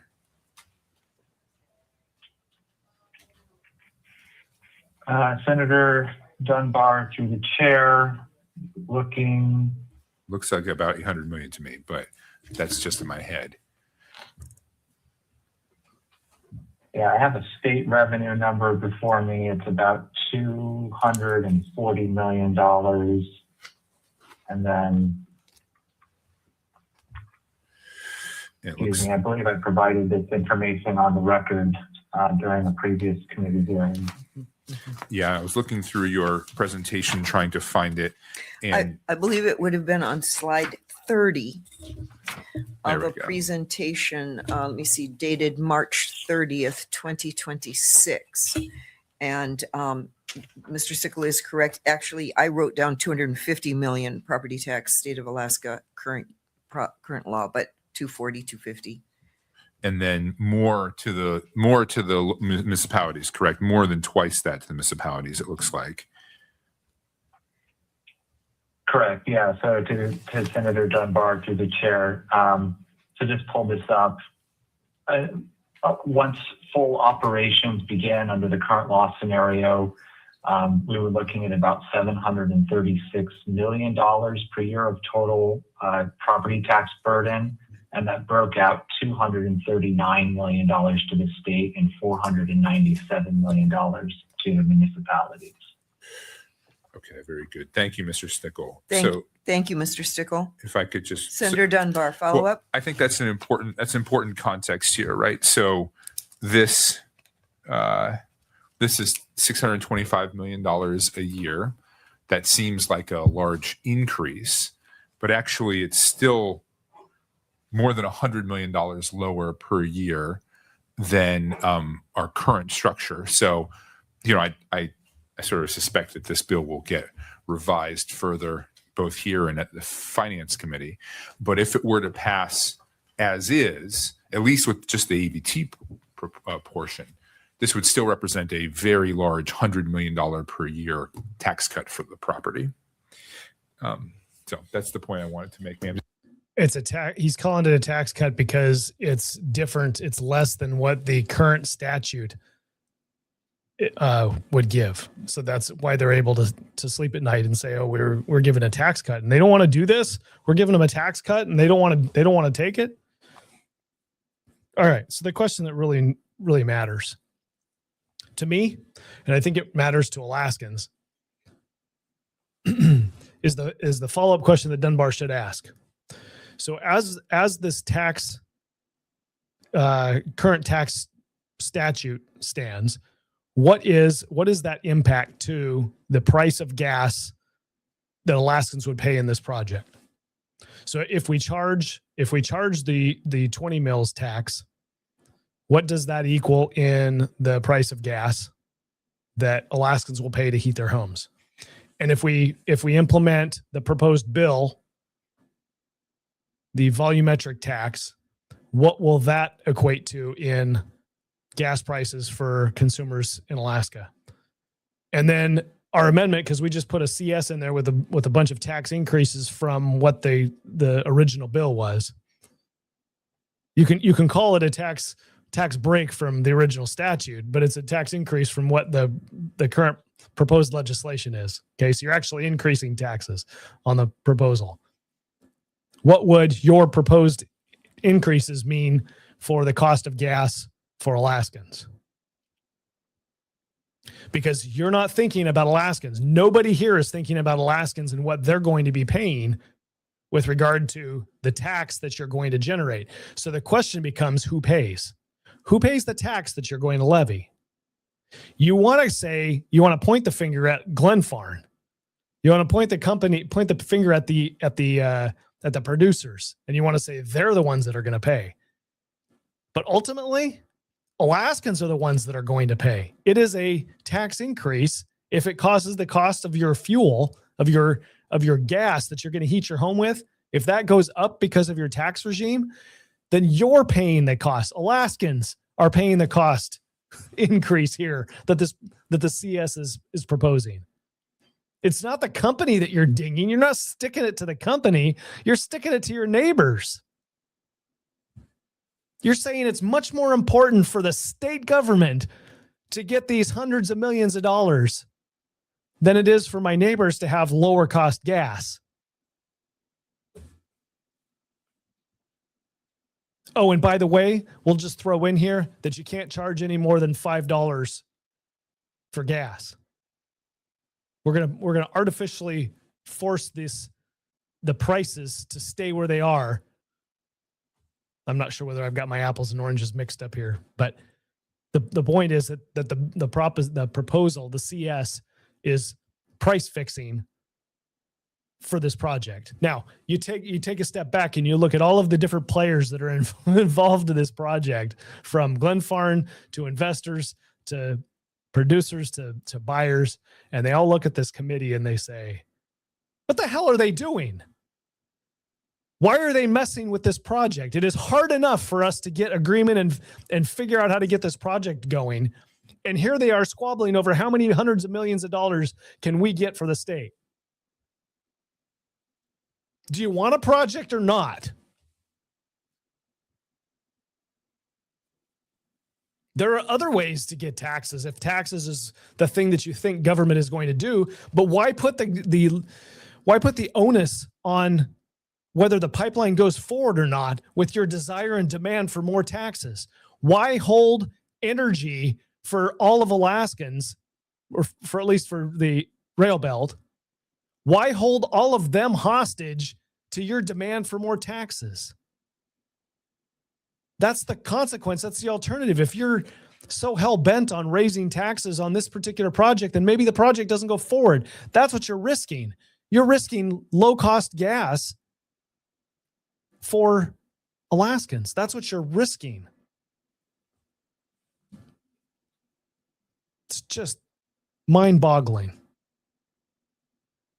Just to put it in context, and I know there is the per mile that we're going to talk about more later, but just comparing the AVT to the property tax. And the last thing I'll say, I'm sorry, Madam Chair, is the AVT, of course, also by going with an AVT instead of a lowered property tax, you also address the sort of primary concern that the governor has brought to us, which is they don't have to pay the AVT until they're actually in commercial operations. And so it's not only a large tax cut, it also solves the central problem of paying things up front versus paying them when you're in commercial operations. Thank you, Madam Chair. Thank you, Senator Dunbar. Senator Wielkowski. Thank you. And maybe a question for Ms. Kawasaki, but if the $736 million we just heard in total property taxes was based on an estimated project cost of $46 billion, if the project costs go up by, which many people are expecting at probably 20% at least, and maybe this is for Mr. Stickle, I would presume you'd have a similar property tax increase. So if the project costs went up 20%, would you see property taxes go up by 20% roughly? Mr. Stickle? Yeah, to Senator Wielkowski, to the chair, that's the assumption that's based that is baked into our modeling is that property taxes would relate to initial construction costs. Okay. And then maybe a question Follow up, Senator Wielechowski. for Ms. Kawasaki. So if you have 736 million and you assume a 20% overrun, you're another 150 million on top of that. And to Ms. Kawasaki, then the $625 million, is that tied to property taxes? In other words, if the project is over cost by 20%, does that number increase or decrease or stay the same?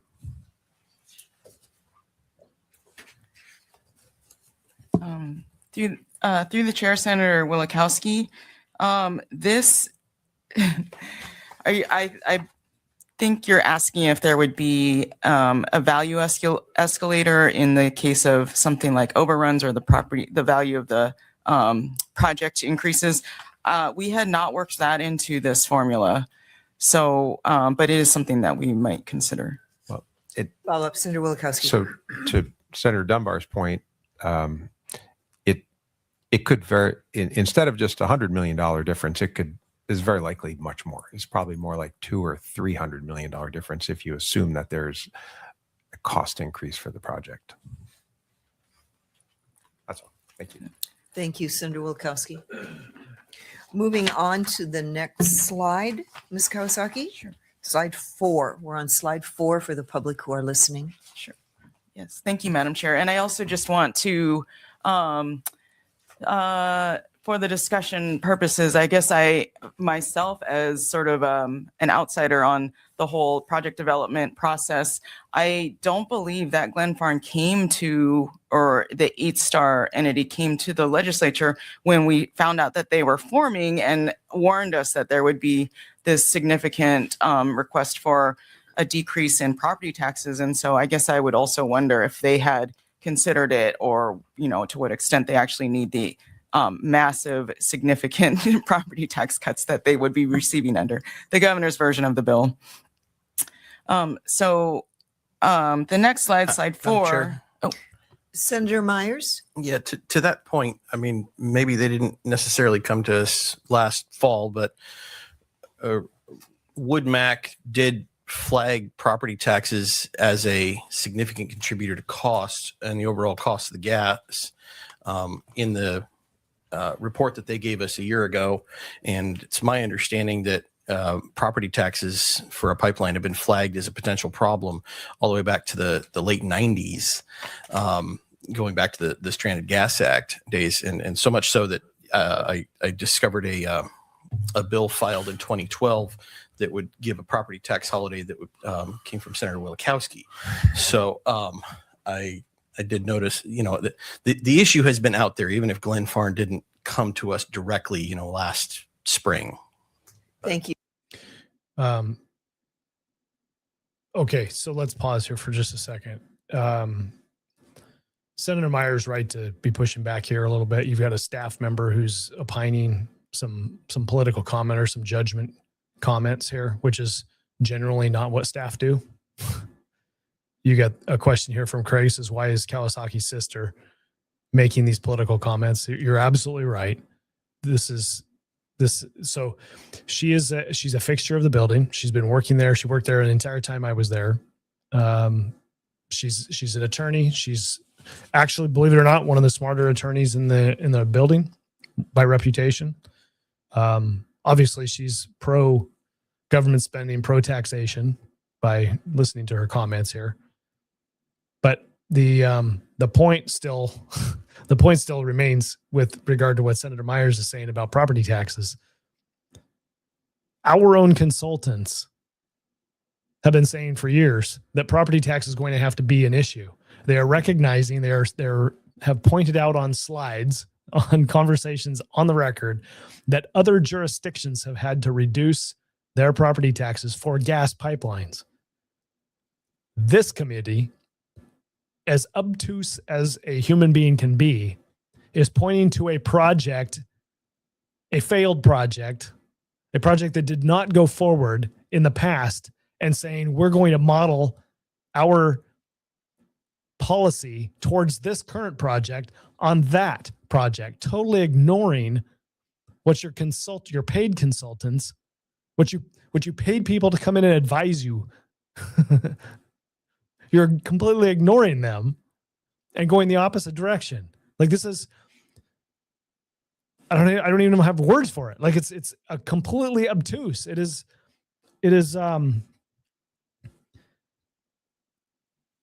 ignoring reality. And you have to ask the question, why? Like, are you intentionally being this way, or do you have an ulterior motive, or you just want to waste time, or what is it? Do you actually honestly believe that loading this bill up with taxes is the right thing to do for Alaska? I mean, you haven't even stopped to ask the question yet. What does this do for consumers in Alaska for the price of gas?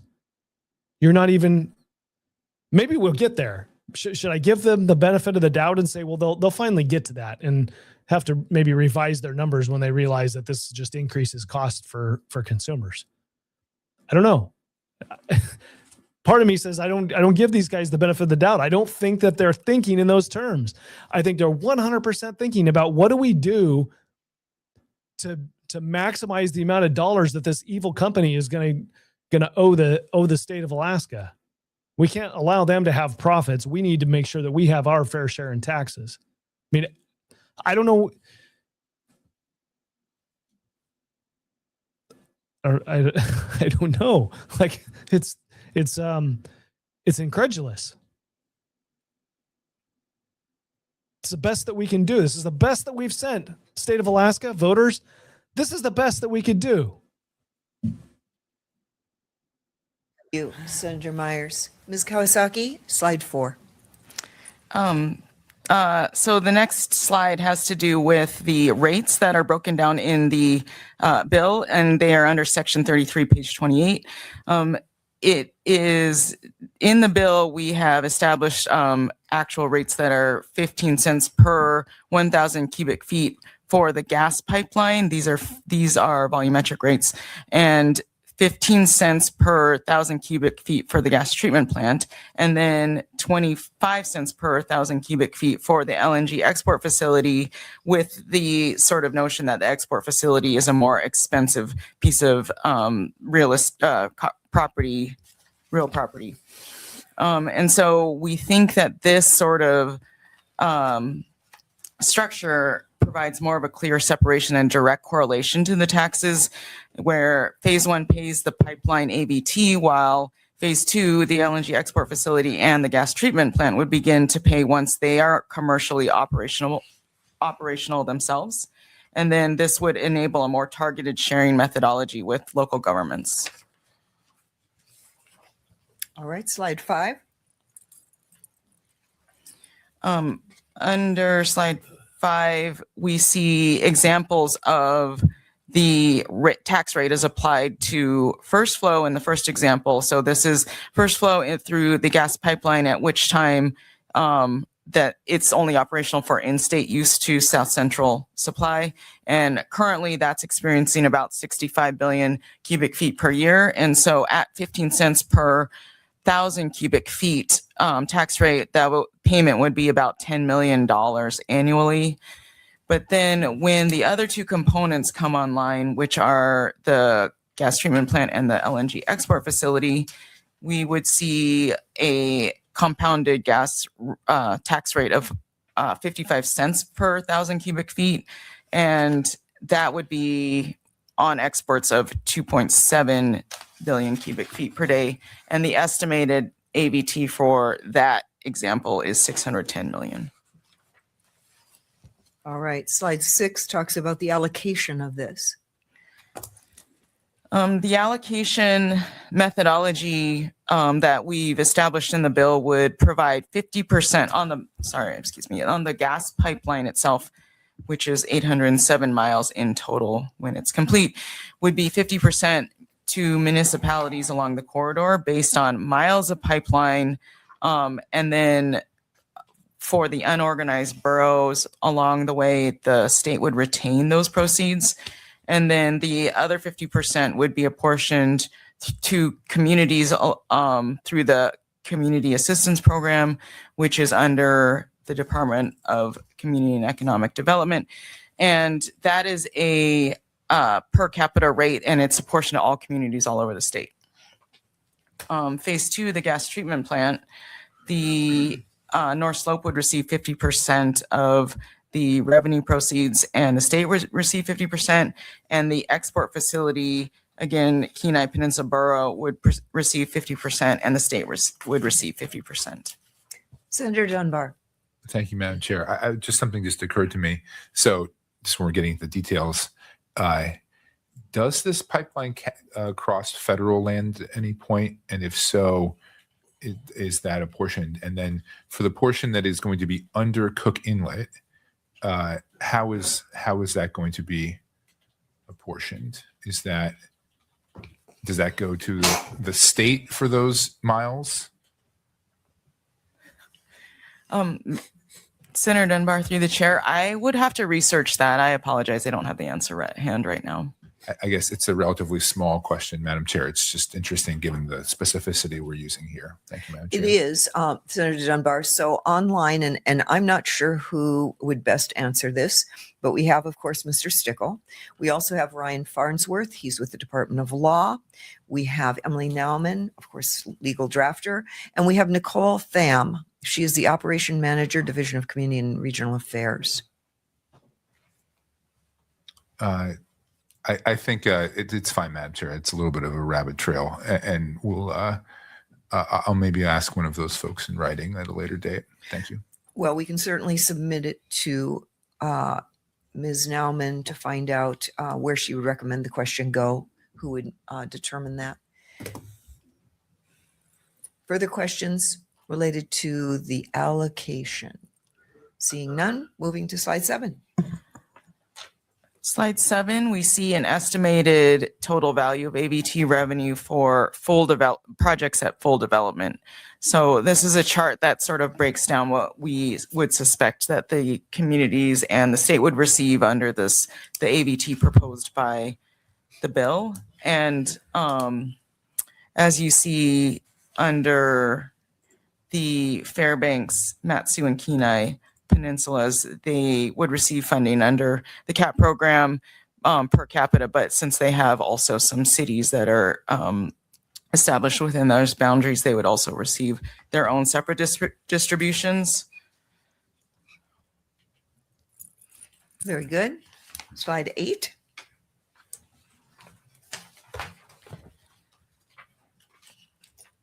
Slide 8. So these are just some other features of the AVT structure. The first one is that it remains in lieu of state and local property taxes, which was also proposed on the governor's bill, or it is just incidental to the creation of the tax. I should have said here also that it eliminates that the other provisions that would have made the AVT in lieu of other local and sales taxes. And we just eliminated that from this CS. The next item is the ramp-up period that was established in the governor's version of the bill has been eliminated because we moved to the commercial operations when that will be the time frame at which the tax begins being paid. Okay, I need a break from this conversation for a moment.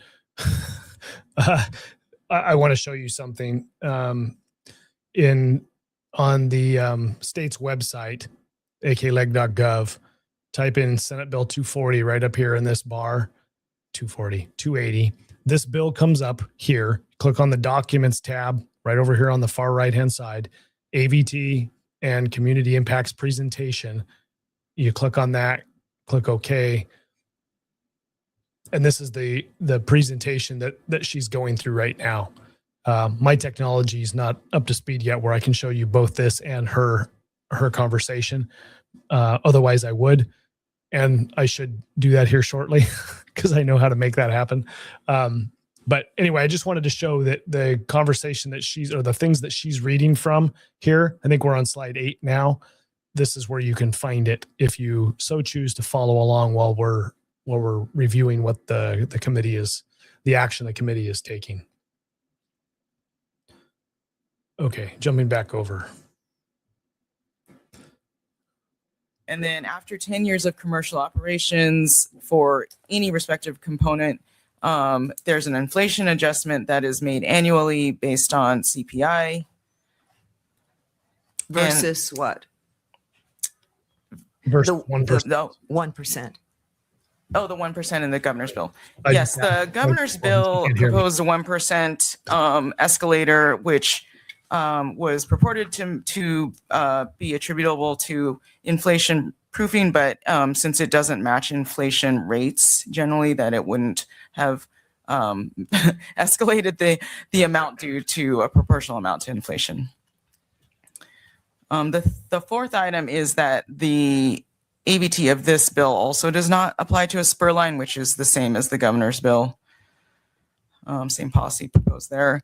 And the next item is that currently in the bill that it retains the exemption for consideration for full taxable real property value for the value of in a school district for the local contribution limit, which I know Senator Dunbar has raised a few times in these hearings. It is retained in the bill as the governor introduced it.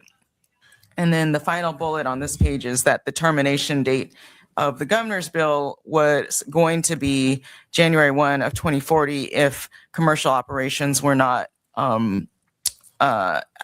if there were no commercial operations by that date.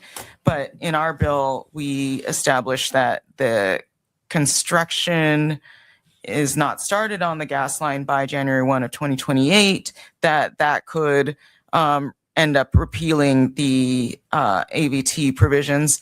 And the other condition might be is if the operations of the pipeline, the commercial operations, were not in effect by January 1 of 2032. Not Senator could, it Dunbar. would. Thank you, Madam Chair. So I have a question for Ms. Nauman. But before that, I'll say I have received a barrage of texts from several people related to my question telling me that it wasn't a very good question. The federal land status doesn't matter. It's just the, which municipal unit is it going through essentially. And then also that the Cook Inlet portion is split between Matsu and Kenai, that extends out into the inlet, at least for the majority of that pipeline. So good to note. The question I have for Ms. Nauman, again, it has to do with the full and taxable real property exemption that is kept here. So I think there's sort of two different things. There's the question of whether the property is kept out of the full taxable real property calculation. There's also the issue of the AVT revenue itself, if that makes sense. And so is there any way to keep the real property value, that full and taxable value outside of that, to maintain this exemption while still having all or a portion of the AVT revenue count towards the local share? And I guess what I'm looking for is a way that they're not left better off. I'm sorry, they're not left worse off. Municipalities aren't in any way left worse off, but we can at least in part reduce those equity concerns, which I do think are going to be really accentuated by this system if we start bringing in this kind of revenue. Ms. Nauman, did you decipher a question there? The crazy thing is that these people must think that they're doing a good thing. Like they're struggling, they're doing their hardest, and they must think that they're being helpful to somebody. I don't know. that thought just crept into my mind as I'm listening to this drone on. I'm like, you're asking questions that you're getting texts probably from your staff who are saying, "Sir, don't ask that question. That's dumb. You didn't know what. That doesn't matter. That's a bad question." Like, just thinking right off the top of my head, and I'm going to do this because I'm sitting here and I'm going to be helpful. You have no idea what you're doing here.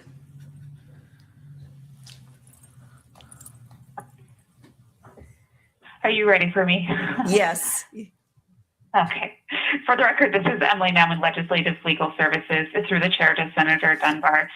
Certainly what you're describing is draftable. We can put something like that in the bill. I think from my understanding of the bill and the governor's intent for at least part of those changes is that the administration was expressing a concern that valuing this property would be difficult. So while we could put something like that in the bill, I think there's a practical question about whether or not it could be executed, and that's not a question that I can answer. I can only, speculate that that was the reason and say that the bill, as it's currently drafted, doesn't require any entity, including the state, to value that property. So, okay, let's review. What was the problem with valuing property? For the cost of the project, for the viability of the project, what was the problem with valuing property? Was it the cost? Was it the dollar figure associated? No, it was that it was going to get sued. Like there's always it's a point of contention where somebody can always be disgruntled and file a lawsuit. Thanks, Craig. It's lawsuits. Nobody here is talking about that.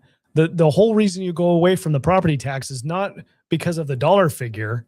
It is because you erase or remove that portion of the potential in the future of people suing every time the property tax valuation changes, or they get another $1 million that they want to spend on lawsuits on something.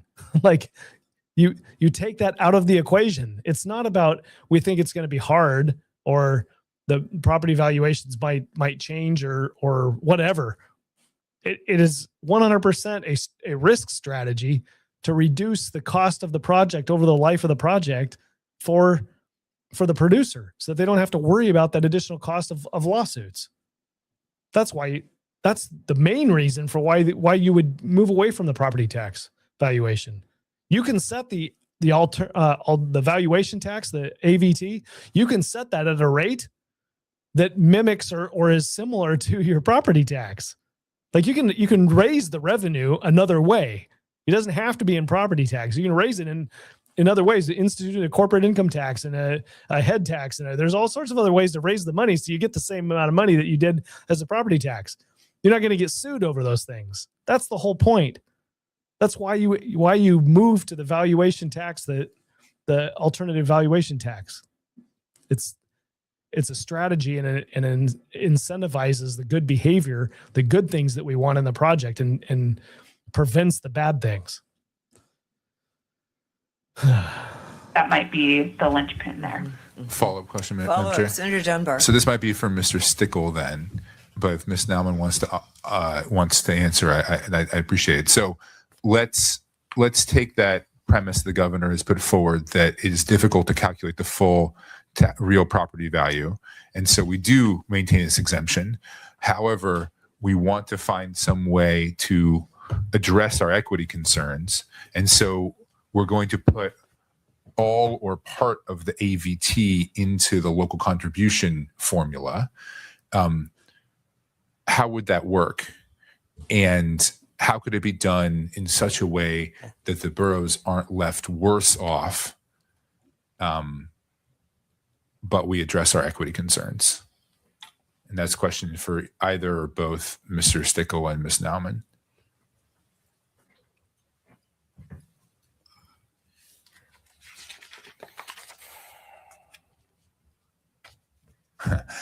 When you ask it to two people, you ask it to no one. So, I guess. Mr. Stickle, do I hear you signing on?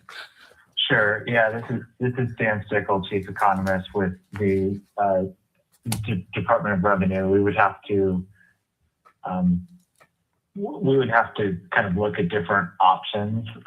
We certainly could, with additional resources, we could do a full assessment and appraisal on the pipeline to establish a valuation and a pro forma, what would the tax be on the pipeline project.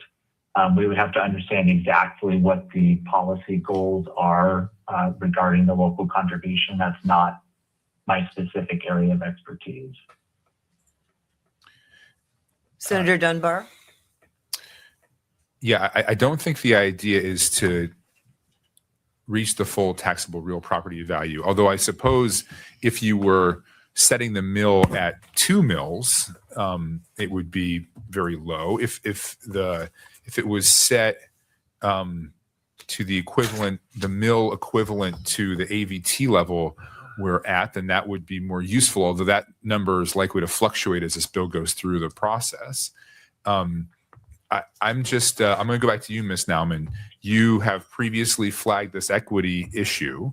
I think that it is a real issue that will cause us to lose a constitutional challenge to this bill or this structure. I mean, you're going to have children on one side of Cook Inlet with a huge, valued much higher than kids just on the other side of the inlet in Anchorage. And so I just or Turner Again Arm rather, but I just I'm wondering what your thoughts on how to structure this AVT in a way that addresses those equity concerns. Again, this is Emily Nauman, Legislative Legal Services, through the chair to Senator Dunbar. I have not had the chance to do the additional analysis that we spoke of yesterday afternoon, and so I don't have any additional thoughts on the issue, but I will include that in the memo I'm working on for you. Thank you, Madam Chair. Thank you, Senator Dunbar. All right, moving on to slide 9. Thank you, Madam Chair. For the record, Sonia Kawasaki, Senate Majority Legal Counsel. The last substantive slide again goes over, now we're switching from the AVT to the Community Impacts program, which is a fee and allocation program on revenue that will come to the state through the developer through impacts to the community along the line of the pipeline. The developer is assessed $1 million per mile of pipeline constructed in the prior year. And then the legislature may appropriate funds for activities, services, and facilities in the communities that experience actual impacts due to that construction. And then the grant program is established in DCCED, to which the impact communities may apply. And then DCCED would annually report to the legislature on the program, including the amounts that were distributed, the further eligibility of those communities, and then making recommendations for awards in the future. So, Ms. Kawasaki, this now is impact during construction. For clarity for the public who are listening in. Madam Chair, that's correct. These are construction impacts during the pipeline construction. Thank you. Senator Dunbar. Thank you, Madam Chair. I believe we have Mr. Richards online. Mr. Richards is not online. I do not see him. Do we have anyone from AGDC here? Well, we have their lobbyist, Mr. Begich, and that's all. Okay, I was led to believe we would have somebody from AGDC online. I guess I'll address this question to Mr. Begich then, if that's all right. Yes, Mr. Begich, a question from Senator Dunbar. And I'm sure we are going to get into much more detail about this with AGDC and with Glenn Farn. But Mr. Begich, I'd like to hear your initial thoughts on this. And I guess I'd like to know, this does at least partially address the governor's concerns, correct? Because it does delay a number of the payments. And, ultimately it's a big chunk of money, but not relative to the massive size of the project. So do you have a sense of what Mr. Richards and the AGDC board thinks of this provision? Mr. Begich. Thank you very much, Madam Chair. Mark Begich, working on behalf of the state of Alaska via Brownstein Hyatt contract with the governor's office. Senator Dunbar, I'm pretty sure Frank is online, but he may be on the listening line, is my understanding now. But your provision that you're talking about is regarding the upfront construction impact dollars. Is that correct? Yes. So, first, let me just say in a broad sense, we're going to take a look at the bill in total and give you responses and so forth by section as we move forward. But in regards to the impact, anytime you put money on the front end of a project without the flow of the project, meaning the actual volume going through, in the early days, it will impact the price of the cost or the cost of the gas to the local communities because they're the first customers of the pipeline. That's the general sense.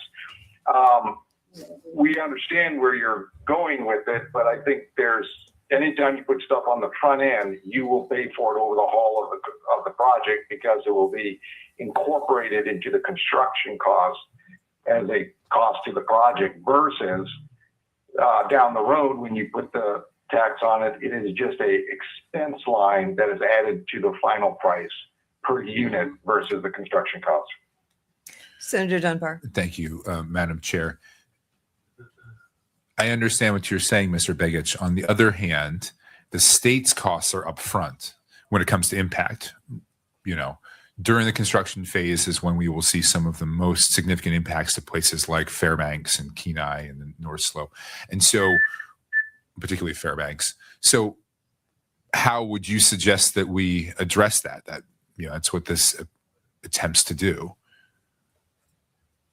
Well, again, Mark Begich through the chair, Senator Dunbar, I think, we're in discussions on a daily, if not hourly, it seems, with the mayors. As a matter of fact, I'll be on a call in about 30 minutes with another mayor.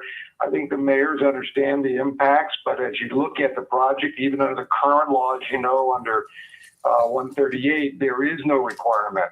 And as pointed out earlier, there was legislation in the past not to burden the front end of the project, or you won't have a project because you'll have to whip that into the construction costs.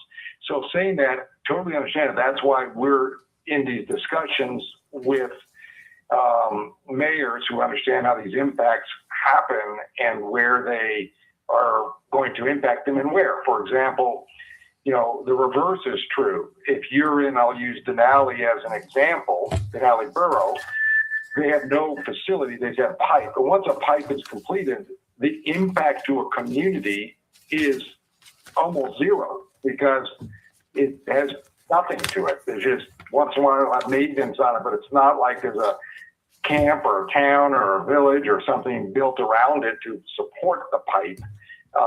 So it has a reverse too. And so we're trying to find a balance of a continued cost into the project for local communities that we can predict over a period of time. But if you burden it on the front end, that level, you will impact the cost for sure. There's no two ways about that. But I understand your concern. That's why we have had these individual and group conversations with the mayors. And I think we're moving down a path with most of the mayors at this point to resolve these issues. Follow up, Senator Dunbar? No, thank you, Madam Chair. Further questions? All right, seeing none. I believe that was your last slide, Ms. Kawasaki. Is that true? It is true, Madam Chair. Thank you very much. All right. Thank you. I'm sorry, Madam Chair. Senator Dunbar. I have another question I was going to ask on the additional discussions and questions slide. Senator Dunbar. So one of the concerns raised by the chair and Senator Wielkowski and myself was the way that the original bill was written, 280. It didn't just implicate property taxes. It talked about all taxes that had to do with this project. It had, the bed tax, the sales tax from municipalities that have it, all of it. And I assume that those provisions have been excised from the CS, but I haven't heard you say it on the record. Through the chair, Senator Dunbar, thank you for that question. I apologize. I stated on the record, but I did not add it to the slide. There was a slide that I should have added it to, but that has been excised from our version of the CS for SB 280. It was very difficult to even understand the intent behind that and also the mechanics behind it. And so, and also the outcome behind it, or that would occur. So it was not something that was seriously considered for the CS. And as you recall, Senator Dunbar, even Mr. Stickle suggested the committee could adjust that particular section. I agree. Thank you, Madam Chair. Thank you, Ms. Kawasaki. Thank you. So with that, we'll be setting this bill aside. This concludes our meeting. Okay, wonderful. We now have a pretty good understanding of the current thinking, whether it's I don't know if the word trustworthy is I mean, I at least think that Senator Dunbar is engaged and believes that he is trying to put forward solutions that he thinks solves the problem. I at least get that feeling. I don't agree with the direction that he's headed, but I at least get that feeling. Senator Giessel does not have command of what she's doing with regard to answering questions or where this project is going or what she's attempting to do with this committee. It is out of control, in my opinion, out of control.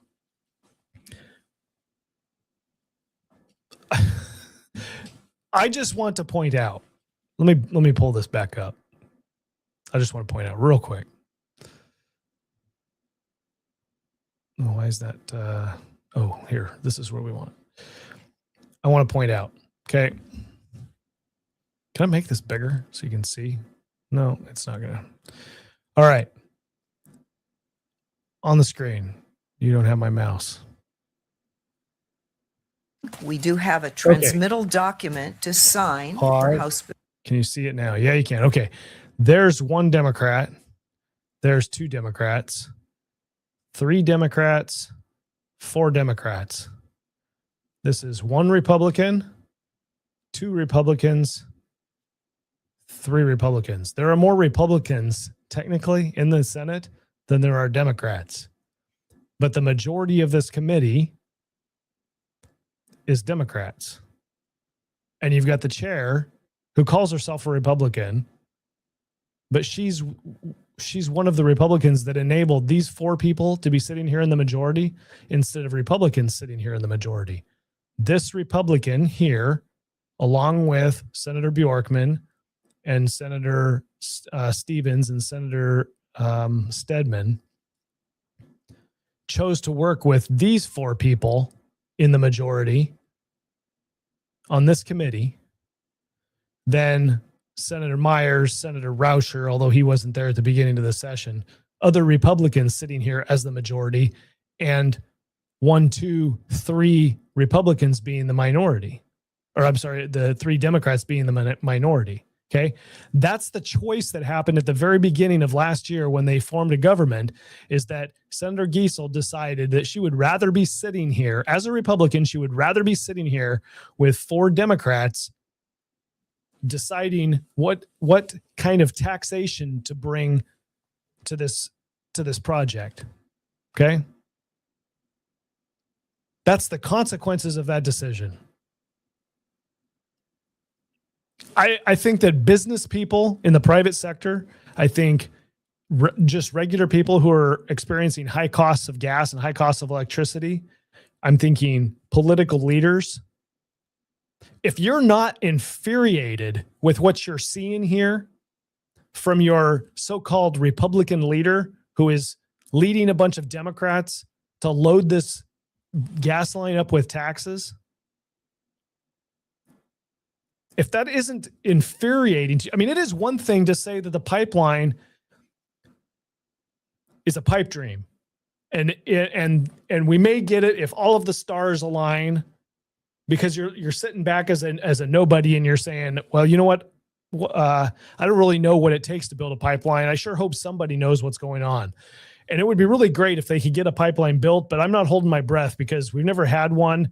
And there's so many reasons being presented in the news media and people talking, and there's so many reasons why it probably can't get done. But man, if the stars align, it'd be really great if it would happen. Like, it's completely different to be in that perspective, even if you were a sitting legislator, and what these people are doing, which is actually actively working against getting the project built. by saying, hey, we want to, and even if you institute your solutions and the project goes forward, the result of what you're doing is going to cost taxpayers.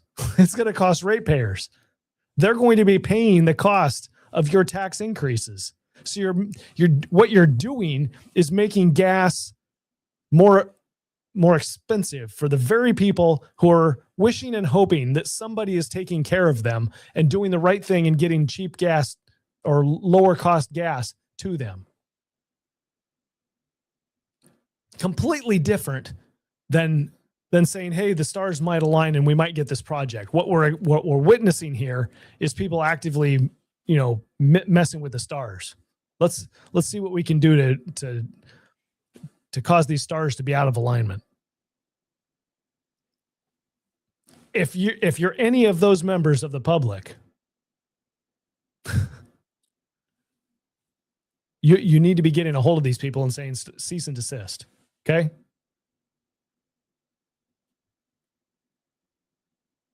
That is necessary for low cost gas in the state and for a project to move forward. These people are out of control. All right, folks. Rick, is it 9:23? It's 9:23 p.m. and there's a whole bunch of people sitting here listening and watching because this is important. Thank you all for participating. But I get the hint, Rick. Rick says, hey, Ben, it's 9:23. Don't you have a curfew? I want to get to bed, Ben. I get it. All right. We're going to follow up with Senate Resources and find out what's going on in the meetings to come. As you heard, the bill is not done yet, and it might get amended or it likely will get amended in House Finance. So keep your powder dry.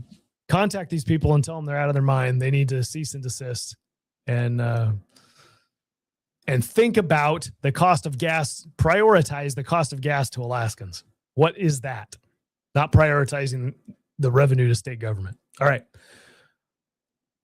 On that note, we're gonna call it an evening. I thank you all for participating, and we'll chat with you tomorrow night. Adios.